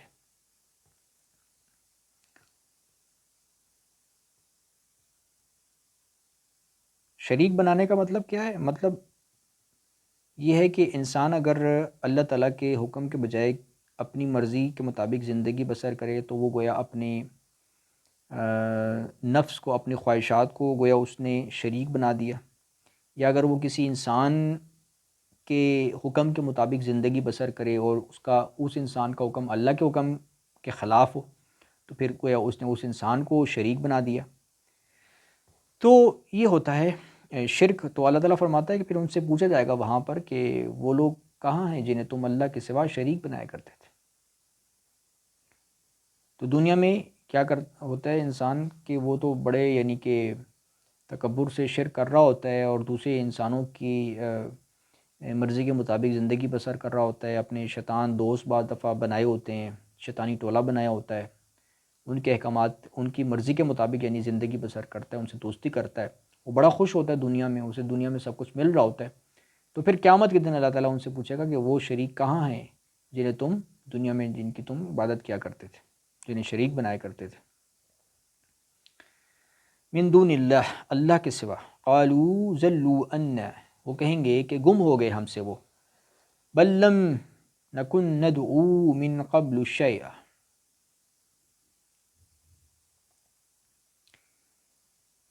قالوا ضلوا عنا بل لم نکن ندعو من قبل شیئا كذلك يذل اللہ الکافرین، وہ کہیں گے وہ ہماری یاد سے گم ہو چکے ہیں، بلکہ ہم تو اس سے پہلے کسی چیز کو بھی پکارتے ہی نہ تھے۔ وہاں پر وہ مکر جائیں گے، جھوٹ بولیں گے، وہاں پہ بھی ان کو یہ جرات پیدا ہو جائے گی کہ وہ بھی جھوٹ بولیں، وہ کہیں گے ہم تو کسی کو نہیں پکارتے تھے۔ اللہ اسی طرح کافروں کو بھول بھلائیوں میں ڈال دے گا۔ اب ہوتا کیا ہے کہ یہاں پر جو کافر لوگ ہوتے ہیں وہ کیا کر رہے ہو، اپنی خواہش کے مطابق زندگی بسر کر رہے ہوتے ہیں، اپنی مرضی کے مطابق زندگی بسر کر رہے ہوتے ہیں، اپنی خواہشات کو انہوں نے معبود بنایا ہوتا ہے، ٹھیک ہے، یا شیطانی ٹولوں کے پیچھے چل رہے ہوتے ہیں۔ جو کافر لوگ ہیں ان کی مرضی کے مطابق زندگی بسر کر رہے ہوتے ہیں، تو یہ وہ شرک کر رہے ہوتے ہیں، دراصل یہ انہوں نے اللہ کے مقابل پر شریک بنایا ہوتا ہے۔ کیوں؟ کیونکہ زندگی کیسے گزارنی ہے اس کا حکم، اس کا اختیار تو اللہ تعالیٰ کے پاس ہے، تو اللہ تعالیٰ نے وہ جو حکم دے دیا ہے، احکامات دے دیے ہیں کہ اس طرح زندگی گزارنی ہے۔ اب وہ لوگ اس طرح زندگی کو نہیں گزارتے، اپنی منمانی کرتے ہیں، یا دوسرے شیطانی لوگوں کی منمانی کر رہے ہوتے ہیں، اور بڑے کر رہے ہوتے ہیں، اور انہیں بعض دفعہ خیال بھی نہیں ہوتا کہ ہم کوئی برا کام کر رہے ہیں، کوئی گناہ کر رہے ہوتے ہیں۔ کیوں؟ کیونکہ اللہ تعالیٰ فرماتا ہے کہ شیطان نے ان کے اعمال خوبصورت کر کے دکھائے ہیں، انہیں لگ رہا ہوتا ہے کہ ہم ہدایت یافتہ ہیں، یعنی وہ شیطانی لوگوں کی اطاعت کر رہے ہوتے ہیں اور اپنے آپ کو ہدایت یافتہ سمجھ رہے ہوتے ہیں، اور اپنے اعمال ان کو جو ہوتے ہیں وہ خوبصورت لگتے ہیں، ان کو لگتا ہی نہیں ہے کہ ہم کوئی غلط کام کر رہے ہیں۔ تو اس لیے پھر وہاں پہ وہ کہیں گے یا اللہ ہم تو کسی کو نہیں پکارتے تھے، ہم تو کسی کو شریک نہیں بناتے تھے، ٹھیک ہے نا، وہاں پہ وہ یہ جواب دیں گے، وہ کہیں گے کہ ہماری یاد سے وہ شریک گم ہو چکے ہیں، بلکہ ہم تو اس سے پہلے کسی چیز کو بھی پکارتے ہی نہیں تھے، ہم تو کسی کی عبادت ہی نہیں کرتے تھے، وہاں پہ وہ یہ جواب دیں گے۔ تو اللہ اسی طرح کافروں کو بھول بھلائیوں میں ڈال دیتا ہے۔ ذالکم بما کنتم تفرحون فی الارض بغیر الحق وبما کنتم تمرحون، پھر انہیں کہا جائے گا کہ تمہارا یہ انجام اس وجہ سے ہے کہ کسی معقول وجہ کے بغیر تم زمین میں پھولے نہ سماتے تھے اور اکڑ اکڑ کر چلتے تھے، یعنی زمین میں تم بڑے خوش رہا کرتے تھے، بڑی شیخی کیا کرتے تھے، بڑے خوش تفرحون، بڑے خوش ہوتے تھے، اور یعنی بغیر حق کے تمہیں حق نہیں پہنچتا تھا کہ تم اللہ تعالیٰ کے احکامات کی سے جو ہے نا وہ روگردانی اختیار کر کے خوشیاں مناؤ، یہ تمہارا حق نہیں تھا، اور تم بڑے اتراتے تھے، شیخی کرتے تھے۔ تو یہ جو کافر لوگ ہوتے ہیں، نافرمان لوگ ہوتے ہیں، یہ دنیا میں اگر آپ دیکھ لیں کافروں کو، مشرکوں کو بڑی خوشیاں منا رہے ہوتے ہیں۔ اس وقت آپ یوٹیوب پر بھی دیکھ لیں تو اکثر مجھے بھی اتفاق ہوا ہے کہ بعض ایسے جو ہندو لوگ ہوتے ہیں ان کے میں نے بعض ایسے ولاگز دیکھے ہیں جو میری نظروں سے گزرے ہیں، کہ جو ہوتے ہندو ہیں، گھر میں انہوں نے پوجا کا سسٹم لگایا ہوتا ہے، بت رکھے ہوتے ہیں، ٹھیک ہے نا، اور ان کی پوجا کر رہے ہوتے ہیں، ان کی عبادت کر رہے ہوتے ہیں، اپنے بھگوان جو ہوتے ہیں ان کو، اپنے جو بت ہوتے ہیں ان کو وہ ہار پہنائے ہوتے ہیں، اور ان کا یوٹیوب چینل جناب بڑا سکسیسفل ہوتا ہے، کروڑوں روپیہ ہوتا ہے، بڑی فیم ملی ہوتی ہے، شہرت ملی ہوتی ہے، بڑی عزت ملی ہوتی ہے دنیا میں، بڑے لاکھوں ملینز میں یعنی کہ ان کے فالوورز ہوتے ہیں، سبسکرائبرز ہوتے ہیں، بڑی ہر جگہ جاتے ہیں لوگ، بڑی عزت کر رہے ہوتے ہیں، بڑی خوشیاں وہ بنا بھی رہے ہوتے ہیں، کبھی اس میں لگ گئے، کبھی اس میں لگ گئے، ٹھیک ہے نا، اور اکثر آئی فونز لے رہے ہوں گے، مہنگے مہنگے لاکھوں روپوں کے فونز لے رہے ہیں،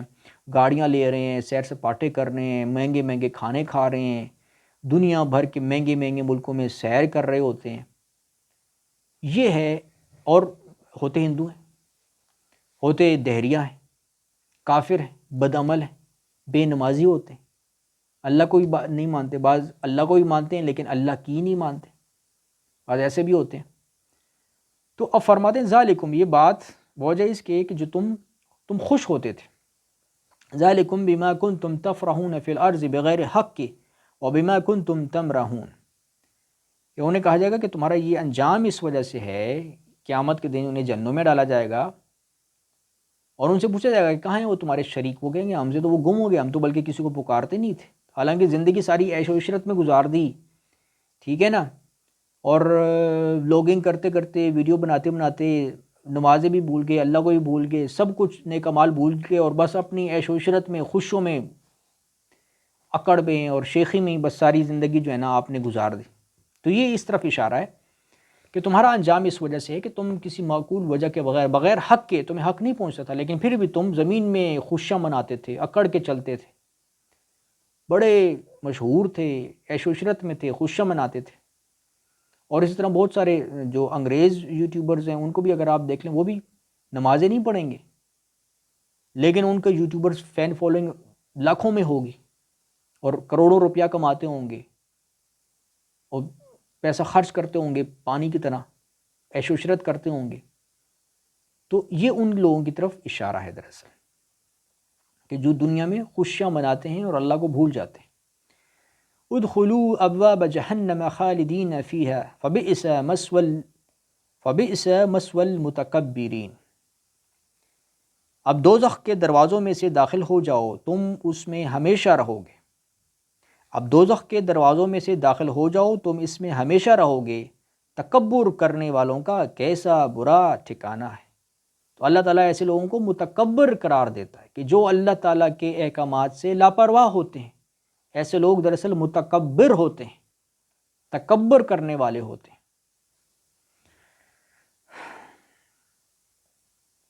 تو یہ جو یوٹیوب کے ذریعے آپ اکثر دیکھتے ہیں ہندوؤں کو، دہریوں کو، بدعملوں کو، کافروں کو، دنیا میں بڑے سکسیسفل ہوتے ہیں لیکن ہوتے دین سے دور ہوتے ہیں، ٹھیک ہے نا، دین سے دور ہوتے ہیں، بتوں کی پوجا کرتے ہیں، شرک کرتے ہیں، لیکن دیکھو دنیا میں کیسی خوشیاں منا رہے ہوتے ہیں، آپ ان کو دیکھو اور قرآن کی ان آیات کو دیکھو کہ یہ ان لوگوں کا بارے میں بات بیان ہو رہی ہے کہ جن کو دنیا میں بڑی خوشیاں ملتی ہیں۔ تو یہ دنیا میں رزق کی فراوانی ہو جانا، دنیا میں خوشیاں ملنا، عیش و عشرت ملنا، یہ کوئی اس چیز کی دلیل نہیں ہے کہ اللہ تعالیٰ آپ سے بڑا خوش ہے، آپ سے اللہ تعالیٰ بڑا خوش ہے، اللہ تعالیٰ نے آپ کو بڑا رزق اس لیے دیا ہے کیونکہ اللہ آپ سے خوش ہے، یہ اس کا یہ مطلب ہرگز بھی نہیں ہے، ٹھیک ہے نا، اس کا مطلب یہ ہرگز بھی نہیں ہے۔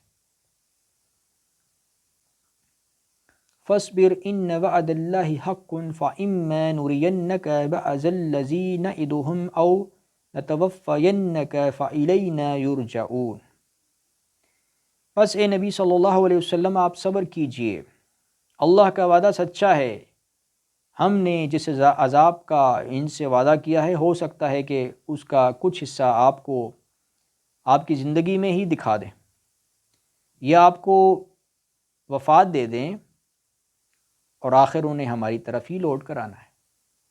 یعنی ہو سکتا ہے بعض لوگوں کو اللہ تعالیٰ دنیا میں ہی جو ہے وہ دنیا میں ہی بعض لوگوں پر عذاب نازل کر دے، اور ہو سکتا ہے کہ عذاب نازل نہ کرے، دنیا میں ان کو کھلا چھوڑ دے، تو لیکن آخر تو آنا تو انہوں نے ہمارے پاس ہی ہے، آخرت میں تو ادھر حساب کتاب ہو جائے گا ان کا، ٹھیک ہے نا۔ تو یہ معاملہ ہوتا ہے کہ اللہ تعالیٰ دنیا میں ہر ایک کو عذاب نہیں دیتا، بعض لوگوں کو عذاب میں مبتلا کرتا ہے بطور نمونہ، اور بہت سارے لوگ جو ہوتے ہیں وہ کھلا چھوڑ دیے جاتے ہیں، کیونکہ شیطان کو اللہ تعالیٰ نے ڈھیل دی ہوئی ہے، شیطان کو کھلا چھوڑ دیا گیا ہے، اس لیے اکثر لوگ جو دنیا میں دندناتے پھر رہے ہوتے ہیں تو وہ اس لیے کیونکہ اللہ تعالیٰ نے انہیں کھلی ڈھیل دی ہوئی ہے، یہ ہوتا ہے معاملہ۔ اس لیے نبی کریم صلی اللہ علیہ وسلم وفات پا گئے تو ان کے بعد بہت سارے ہندو جو مشرک تھے، اس وقت تو ہندو کا لفظ استعمال نہیں ہوا حدیثوں میں، لیکن انہیں مشرکین کہا گیا ہے کہ جو بتوں کی پوجا کرتے تھے، جو بتوں کی پوجا کرتے تھے، مشرک تھے، یا اس طرح جو کافر لوگ تھے، بدعمل لوگ تھے، وہ زندہ رہے، ان کی نسلیں اب تک آباد ہیں اور دنیا میں پھیلی ہوئی ہیں۔ تو یہ ہے کہ اللہ تعالیٰ ہر ایک کو عذاب سے ہلاک نہیں کرتا، بعض لوگوں کو کرتا ہے بطور نمونہ کے، تاکہ جو زندہ لوگ ہیں انہیں دیکھ کر عبرت حاصل کریں، سبق حاصل کریں اور اپنی اصلاح کریں۔ وَلَقَدْ أَرْسَلْنَا رُسُلًا مِّن قَبْلِكَ مِنْهُمْ مَنْ قَصَصْنَا عَلَيْكَ وَمِنْهُمْ مَنْ لَمْ نَقْصُصْ عَلَيْكَ وَمَا كَانَ لِرَسُولٍ أَنْ يَأْتِيَ بِآيَاتٍ إِلَّا بِإِذْنِ اللَّهِ فَإِذَا جَاءَ أَمْرُ اللَّهِ قُضِيَ بِالْحَقِّ وَخَسِرَ هُنَالِكَ الْمُبْطِلُونَ۔ آپ صلی اللہ علیہ وسلم سے پہلے ہم کئی رسول بھیج چکے ہیں، ان میں سے کچھ تو ایسے ہیں جن کا حال ہم نے آپ سے بیان کر دیا ہے، اور کچھ ایسے ہیں جن کا حال ہم نے بیان نہیں کیا۔ اور کسی رسول میں یہ طاقت نہ تھی کہ وہ اللہ کے اذن کے بغیر کوئی معجزہ خود لا سکتا، اللہ کے اذن کے بغیر کوئی نشانی یا کوئی معجزہ یا کوئی حکم خود سے لا سکتا۔ پھر جب اللہ کا حکم آ گیا تو انصاف کے مطابق فیصلہ کر دیا گیا، اور اس وقت غلط کار لوگ ہی خسارہ میں رہے، یعنی جو بدعمل لوگ ہیں وہی خسارے میں ہوں گے مرنے کے بعد۔ دنیا میں ممکن ہے، جیسا کہ میں نے بتایا، کہ کافروں کو کھلی ڈیل دی جاتی ہے، کافر دنیا کے لیے جو ہے وہ کافر کے دنیا کے لیے جنت ہے، دنیا کافر کے لیے جنت ہے، دنیا کافر کے لیے جنت ہے اور مومن کے لیے قید خانہ ہے۔ تو خسارے میں کب ہوں گے؟ مرنے کے بعد جب حساب کتاب ہوگا تب انہیں پتہ چلے گا کہ دنیا میں جو کچھ ہم نے کمایا تھا، سکسیس، شہرت، فیم حاصل کی تھی، وہ تو دنیا میں ہی رہ گئی۔ تو خسارے کا پتہ انہیں وہاں پہ چلے گا۔ اللہ الذی جعل لکم الانعام لترکبوا منها ومنها تأکلون۔ اللہ ہی تو ہے جس نے تمہارے لیے مویشی پیدا فرمائے، ان میں بعض پر تم سوار ہوتے ہو اور بعض کا گوشت کھاتے ہو۔ وَلَكُمْ فِيهَا مَنَافِعُ وَلِتَبْلُغُوا عَلَيْهَا حَاجَةً فِي صُدُورِكُمْ وَعَلَيْهَا وَعَلَى الْفُلْكِ تُحْمَلُونَ۔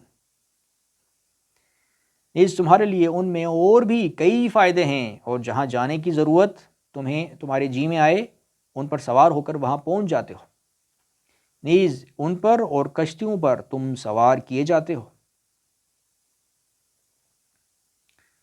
وَيُرِيكُمْ آيَاتِهِ فَأَيَّ آيَاتِ اللَّهِ تُنْكِرُونَ۔ اللہ تمہیں اپنی نشانیاں دکھا رہا ہے، پھر تم اس کی کن کن نشانیوں کا انکار کرو گے؟ افلم یسیروا فی الارض فینظروا کیف کان عاقبۃ الذین من قبلہم كانوا اکثر منہم واشد قوۃ وآثارا فی الارض فما اغنى عنہم ما كانوا یکسبون۔ کیا ان لوگوں نے زمین میں چل پھر کر دیکھا نہیں کہ جو لوگ ان سے پہلے گزر چکے ہیں ان کا کیا انجام ہوا؟ وہ تعداد میں ان سے زیادہ تھے اور قوت میں بھی ان سے سخت تھے۔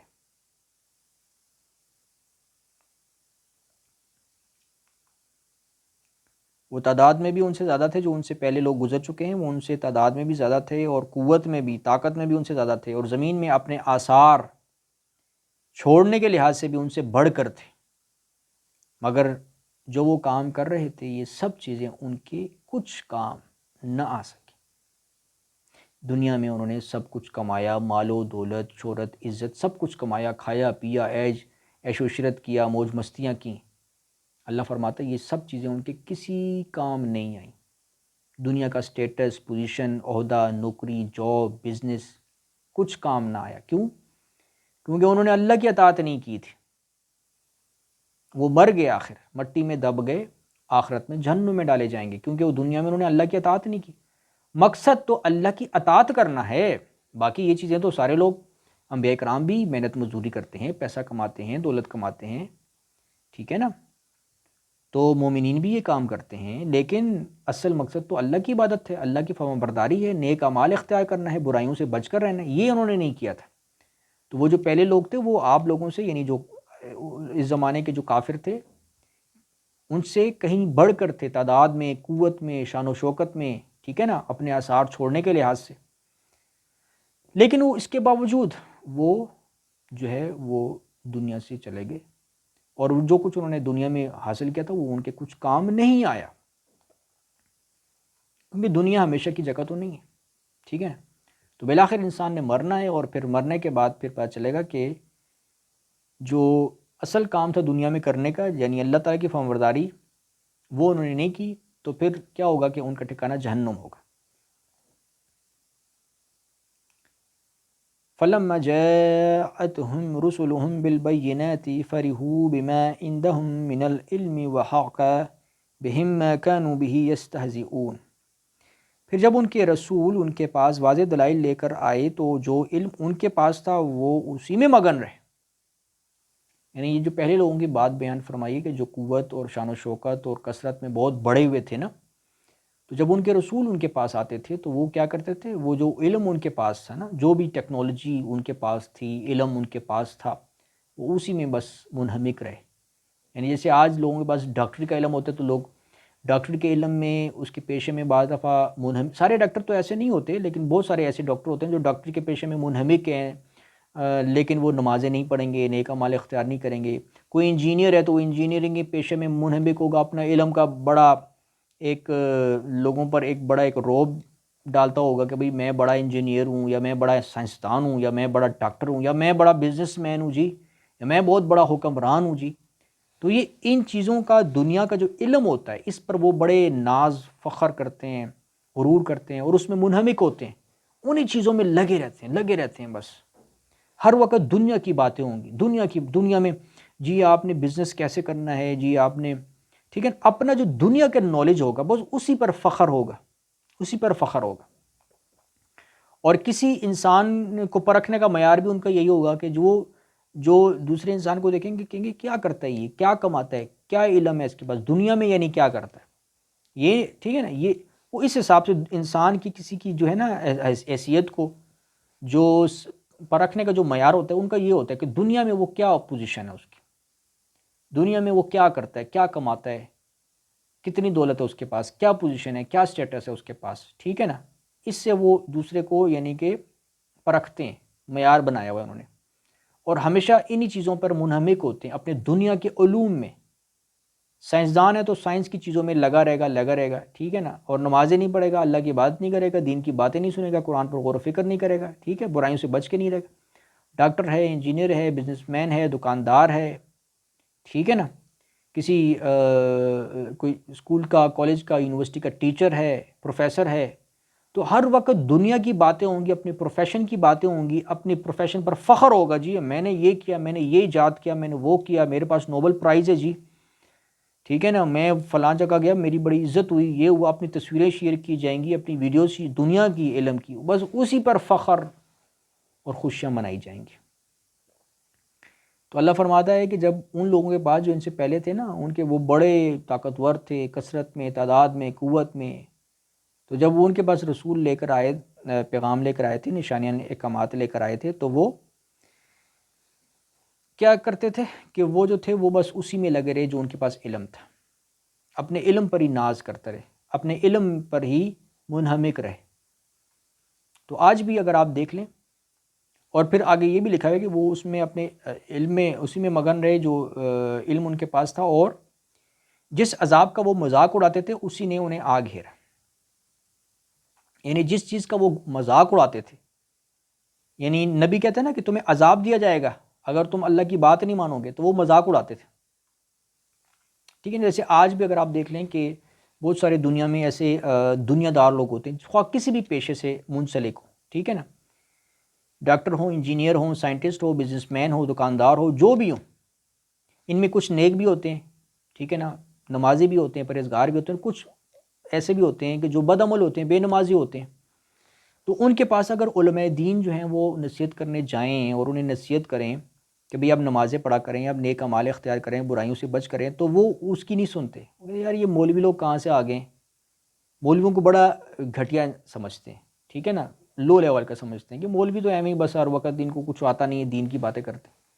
ہم ہیں جی، ہم تو ڈاکٹر ہیں، انجینئر ہیں، پروفیسر ہیں، فلاں ہیں، فلاں ہیں، ان مولویوں کو کیا پتہ، وہ ایسی باتیں کرتے ہیں نا۔ تو وہ اپنے علم پر ان کو بڑا ناز ہوتا ہے، اور وہ علماء دین کی باتیں نہیں سنیں گے، بلکہ مذاق اڑائیں گے، ٹھیک ہے۔ پھر وہ علماء جو ہوتے ہیں وہ انہیں تبلیغ کرتے ہیں کہ بھئی اگر آپ نمازیں نہیں پڑھو گے تو آپ تو جہنم میں چلے جاؤ گے، اللہ کی باتیں نہیں مانو گے تو جہنم میں چلے جاؤ گے، تو وہ مذاق اڑاتے ہیں۔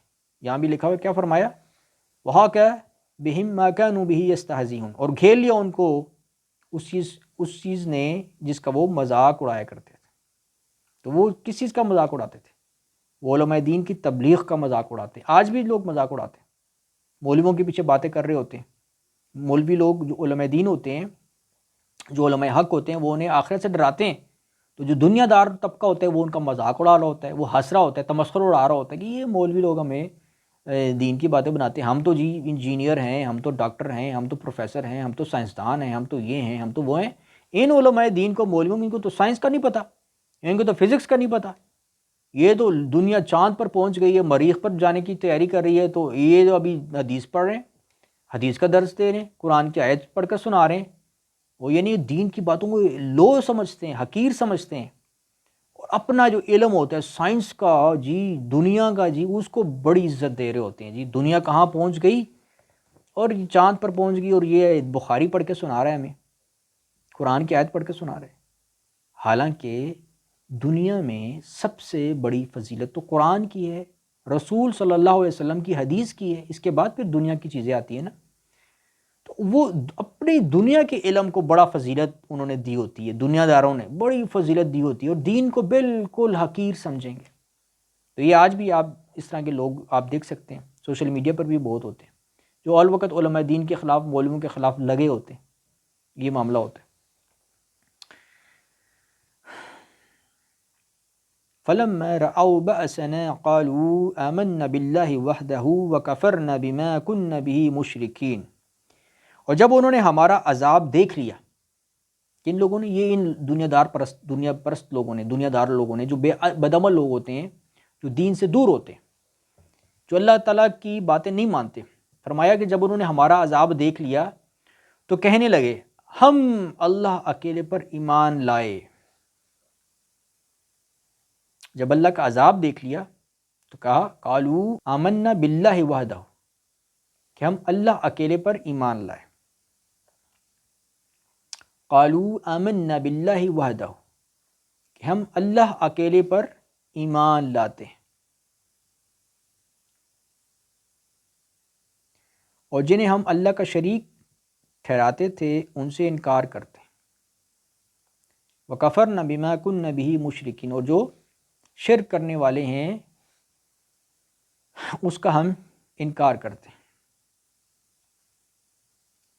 تو یہ وہ کب کہیں گے؟ جب وہ عذاب دیکھ لیتے ہیں۔ عذاب سے کیا مراد ہے؟ عذاب سے مراد ایک تو دنیا کا عذاب بھی ہو سکتا ہے، اور ایک موت بھی ہو سکتی ہے، کیونکہ موت جو ہوتی ہے وہ بدعمل کے لیے، ایک نافرمان کے لیے عذاب ہی ہوتی ہے، کیونکہ اسے اب اس وقت پتہ چل جاتا ہے ٹھیک ہے کہ اب تو میں جانے والا ہوں، میرے حساب کتاب ہونے والا، اور میں تو نیک عمل نہیں کیا، میں تو بدعمل رہا ہوں، اب میرا انجام جہنم میں ہونے والا ہے، جہنم ہونے والا ہے۔ تو جب وہ عذاب دیکھ لیتا ہے دنیا کا یا موت دیکھ لیتا ہے، دونوں صورتوں میں پھر وہ کہتا ہے کہ جی میں اللہ اکیلے پر ایمان لاتا ہوں، اور میں انکار کرتا ہوں مشرکین کا، ٹھیک ہے نا۔ تو یہ اس وقت وہ یہ معاملہ کرتا ہے۔ تو آگے فرمایا فَلَمْ يَكُوا يَنْفَعُهُمْ إِيمَانُهُمْ لَمَّا رَأَوْا بَأْسَنَا سُنَّةَ اللَّهِ الَّتِي قَدْ خَلَتْ فِي عِبَادِهِ وَخَسِرَ هُنَالِكَ الْكَافِرُونَ، مگر جب انہوں نے ہمارا عذاب دیکھ لیا تو ان کے ایمان لانے نے انہیں کچھ فائدہ نہ دیا۔ یعنی جب وہ عذاب دیکھ لیں گے، عذاب جیسا کہ میں نے بتایا دنیا کا عذاب بھی ہو سکتا ہے، کہ جو کہ وہ عذاب جو کہ موت تک لے جائے گا، یا موت بھی ہو سکتی ہے، دونوں صورتوں میں۔ فرمایا جب انہوں نے ہمارا عذاب دیکھ لیا تو ان کے ایمان نے انہیں کچھ فائدہ نہ دیا، یعنی اس وقت اب ایمان لانا فائدہ نہیں دے گا۔ ایک جب موت آپ کے سامنے آ جائے، آپ کو پتہ چل جائے کہ اب میں مرنے والا ہوں، اس وقت ایمان فائدہ نہیں دے گا۔ اور دوسرا جب آپ دنیا کا عذاب دیکھ لو، اور ایسا عذاب کہ جس سے آپ کو پتہ چل جائے کہ بس اب تو آپ گئے سیدھا قبر میں، تو پھر آپ کو کہ اللہ میری توبہ، میں تو معافی مانگتا ہوں اپنے گناہوں کی، تو اس وقت بھی ایمان فائدہ نہیں دے گا۔ اس لیے دنیا کے عذاب آنے سے پہلے پہلے توبہ کر لو۔ تو یہ اللہ تعالیٰ فرماتا ہے کہ مگر جب انہوں نے ہمارا عذاب دیکھ لیا تو ان کے ایمان نے انہیں کچھ فائدہ نہ دیا۔ یہی سنت الہی ہے جو ہمیشہ اس کے بندوں میں جاری رہی ہے، اور اس عذاب کے موقع پر کافر لوگ خسارہ میں پڑ گئے۔ تو اس لیے یہ ہے کہ جب موت دیکھ لی یا عذاب دیکھ لیا تو اس کے بعد پھر جو ہے نا ایمان لانا فائدہ نہیں دے گا۔ اس وقت عذاب کو دیکھ کہ آپ کہیں گے کہ اب میری توبہ، مجھے یا اللہ معاف کر دے، یا موت کو دیکھ کر، یعنی موت کا جب آپ نے دیکھ لیا کہ اب میں مرنے والا ہوں، اب تو زندگی نہیں ہے، تو اس کے بعد آپ کو میں ایمان لے آیا، میری توبہ، تو اب وہ ایمان لانا، وہ توبہ فائدہ نہیں دے گی۔ اس سے پہلے پہلے توبہ کر لو، استغفار کر لو، نیک پکے سچے مسلمان بن جاؤ، ایماندار بن جاؤ، اپنی اصلاح کر لو عذاب اور موت سے آنے سے پہلے پہلے۔ جب عذاب آ گیا اللہ کا یا موت آ گئی، دونوں صورتوں میں پھر توبہ نہیں ہوگی قبول اور ایمان لانا فائدہ نہیں دے گا۔ یہ اللہ تعالیٰ اس قرآن کی آیت میں فرما چکا ہے۔ تو یہ ان لوگوں کے لیے بہت اہم وارننگ ہے کہ جو لوگ معاذ اللہ استغفر اللہ اللہ تعالیٰ کو دھوکہ دینا چاہتے ہیں، وہ اللہ تعالیٰ کو دھوکہ اس طرح دیتے ہیں کہ وہ کہتے ہیں کہ یار اللہ تعالیٰ تو بڑا غفور الرحیم ہے، بڑا بخشش کرنے والا ہے، چلو یار ابھی تو ہماری جوانی کے دن ہیں، کھیلنے کودنے کے، عیش و عشرت موج مستیوں کے دن ہیں، گناہ کرنے کے دن ہیں، ابھی گناہ کرتے ہیں، تو پھر جب موت آئے گی نا کر لیں گے توبہ۔ تو وہ موت کا انتظار کر رہے ہوتے ہیں یا وہ عذاب کا انتظار کر رہے ہوتے ہیں، مرض الموت جس کو بولتے ہیں، کہ ایسی مرض جو موت تک لے جاتی ہے، تو جب وہ آتی ہے وہاں پہ پھر وہ کہتے ہیں یا اللہ میری توبہ، تو وہ اللہ تعالیٰ فرماتے ہیں توبہ اس وقت قبول نہیں ہوگی، ایمان لانا فائدہ نہیں دے گا۔ تو یا بعض ایسے ہوتے ہیں کہ وہ گناہ کرتے ہیں اس نیت سے کہ دوبارہ معافی مانگ لیں گے، پھر وہ معافی مانگتے ہیں، ٹھیک ہے نا، پھر جب گناہ کا موقع ملنے کی دیر ہوتی ہے، بس گناہ کا موقع مل جائے تاکہ وہ گناہ کریں، اور پھر بعد میں وہ سوچتے ہیں چلو اب بعد میں معافی مانگ لیں گے، اللہ تعالیٰ بڑا غفور الرحیم، یعنی ان کا سرکل چلتا رہتا ہے۔ وہ ہمیشہ توبہ معافی یا نماز میں جو توبہ معافی مانگتے ہیں نا، وہ اسی نیت سے مانگ رہے ہوتے ہیں کہ ہم نے ابھی توبہ کریں گے، بلکہ کل کو، پرسوں ترسوں، جب بھی زندگی میں گناہ کا موقع دوبارہ ملے گا دوبارہ کر لیں گے گناہ، پھر اللہ سے معافی مانگیں گے، اللہ تعالیٰ تو بڑا غفور الرحیم۔ وہ انہوں نے ایسے سرکل بنایا ہوتا ہے اپنا، توبہ کرنی ہے گناہ کرنا ہے، توبہ کرنی ہے گناہ کرنا ہے، بس ان کا خیال ہوتا ہے کہ بس ہم اس طرح چلتے رہیں گے تو اللہ تعالیٰ ہمیں معاف کرتا رہے گا، یعنی اپنی مرضی کی زندگی بھی گزارو، بد نظری بھی کرو، فحاشی بھی کرو، گناہ بھی کرو، چوری چکاری بھی کرو، اور پھر لوگوں کے سامنے بڑی نمازیں پڑھ کے تو اللہ تعالیٰ سے توبہ استغفار بھی کر لو، تسبیح بھی پھیر لو، تو قرآن بھی پڑھ لو، ٹھیک ہے نا، بڑا اللہ اللہ کر لو، پھر اگلے دن یا اگلے ہفتے یا اگلے مہینے پھر دوبارہ گناہ کا موقع ملا، دوبارہ کر لیں گے ہم، ٹھیک ہے نا، کیونکہ اللہ تعالیٰ تو غفور الرحیم ہے، دوبارہ پھر معافی مانگ لیں گے جی۔ وہ یہ سرکل چلتا رہتا ہے۔ تو ایسے لوگوں کو پھر اللہ تعالیٰ جو ہے نا، وہ اللہ تعالیٰ کو تو دھوکہ کوئی نہیں دے سکتا۔ اللہ تعالیٰ نے جہاں بھی اصلاح کرنے توبہ کا ذکر کیا نا قرآن شریف میں، جن جن آیات میں، آپ ان کو سرچ کر کے دیکھ لیں کہ اللہ تعالیٰ توبہ کے ساتھ یہ شرط لگاتا ہے کہ اپنی اصلاح کرنی ہے، اپنے آپ کو نیک بنانا ہے اور گناہوں سے بچ کے رہنا ہے، ٹھیک ہے نا۔ تو اصلاح کا مطلب ہی یہ ہوتا ہے کہ اب دوبارہ وہ گناہ نہیں کرنا، تب اللہ تعالیٰ معاف کرے گا، ٹھیک ہے نا۔ تو اب لوگ چونکہ قرآن نہ پڑھتے ہیں، نہ غور کرتے ہیں، نہ سمجھتے ہیں کہ توبہ کیا ہوتی ہے، ٹھیک ہے نا، نیک بننا کیا ہوتا ہے، لوگوں کو پتہ ہی نہیں ہے، تو وہ بس اپنے ہی جہالت میں وہی سرکل چلایا ہوتا ہے کہ توبہ کریں گے کل پھر گناہ کریں گے، پھر توبہ کریں گے پھر گناہ کرتے ہیں، اللہ تعالیٰ معاف کرتا رہے گا، اور یہ سلسلہ چلتا رہے گا۔ تو وہ جس کے چکر میں، جس کی وجہ سے وہ گناہ نہیں چھوڑ پاتے، ساری زندگی گناہ کرتے رہیں گے، بوڑھے ہو جائیں گے، اسی گناہ میں ملوث رہیں گے اور سمجھ رہیں گے بس اللہ تعالیٰ تو ہمیں معاف کرتا جا رہا ہے، حالانکہ وہ معافی وہ نہیں ہوتی، کیونکہ وہ تو اس نے انسان نے اپنے آپ کو نیک نہیں بنایا۔ تو یہ معاملہ ہوتا ہے، اور پھر ایسے انسان کا جو ہے نا یہی معاملہ ہوتا ہے کہ پھر جب وہ موت کو دیکھتا ہے اور عذاب کو دیکھتا ہے، پھر وہ کہتا ہے یا اللہ میں پھر اب توبہ کرتا ہوں، وہ سرکل چل رہا ہوتا ہے، تو پھر وہاں پہ اللہ تعالیٰ فرماتا ہے وہاں پہ توبہ قبول نہیں ہوگی۔ اور اس سے پہلے بھی جو انسان یعنی کہ زندگی بھر جو اس طرح اللہ تعالیٰ کو دھوکہ دے رہا ہوتا ہے اپنے حساب سے، تو وہ اللہ تعالیٰ تو جانتا ہے، اللہ تعالیٰ تو ایسی توبہ قبول نہیں کرتا جس میں یہ نیت یہ ہو کہ میں نے دوبارہ گناہ کرنا ہے، میں نے دوبارہ اللہ تعالیٰ کی نافرمانی کرتے رہنی ہے، تو وہ توبہ قبول نہیں ہوتی۔ تو یہ آج سورہ غافر آیت نمبر 85 تک ہم نے یہ صورت مکمل کر لی ہے۔ انشاءاللہ نیکسٹ ٹائم پھر ہم دوسری صورت کا آغاز کریں گے۔ بہت شکریہ۔ وآخر الدعوانا ان الحمد للہ رب العالمین۔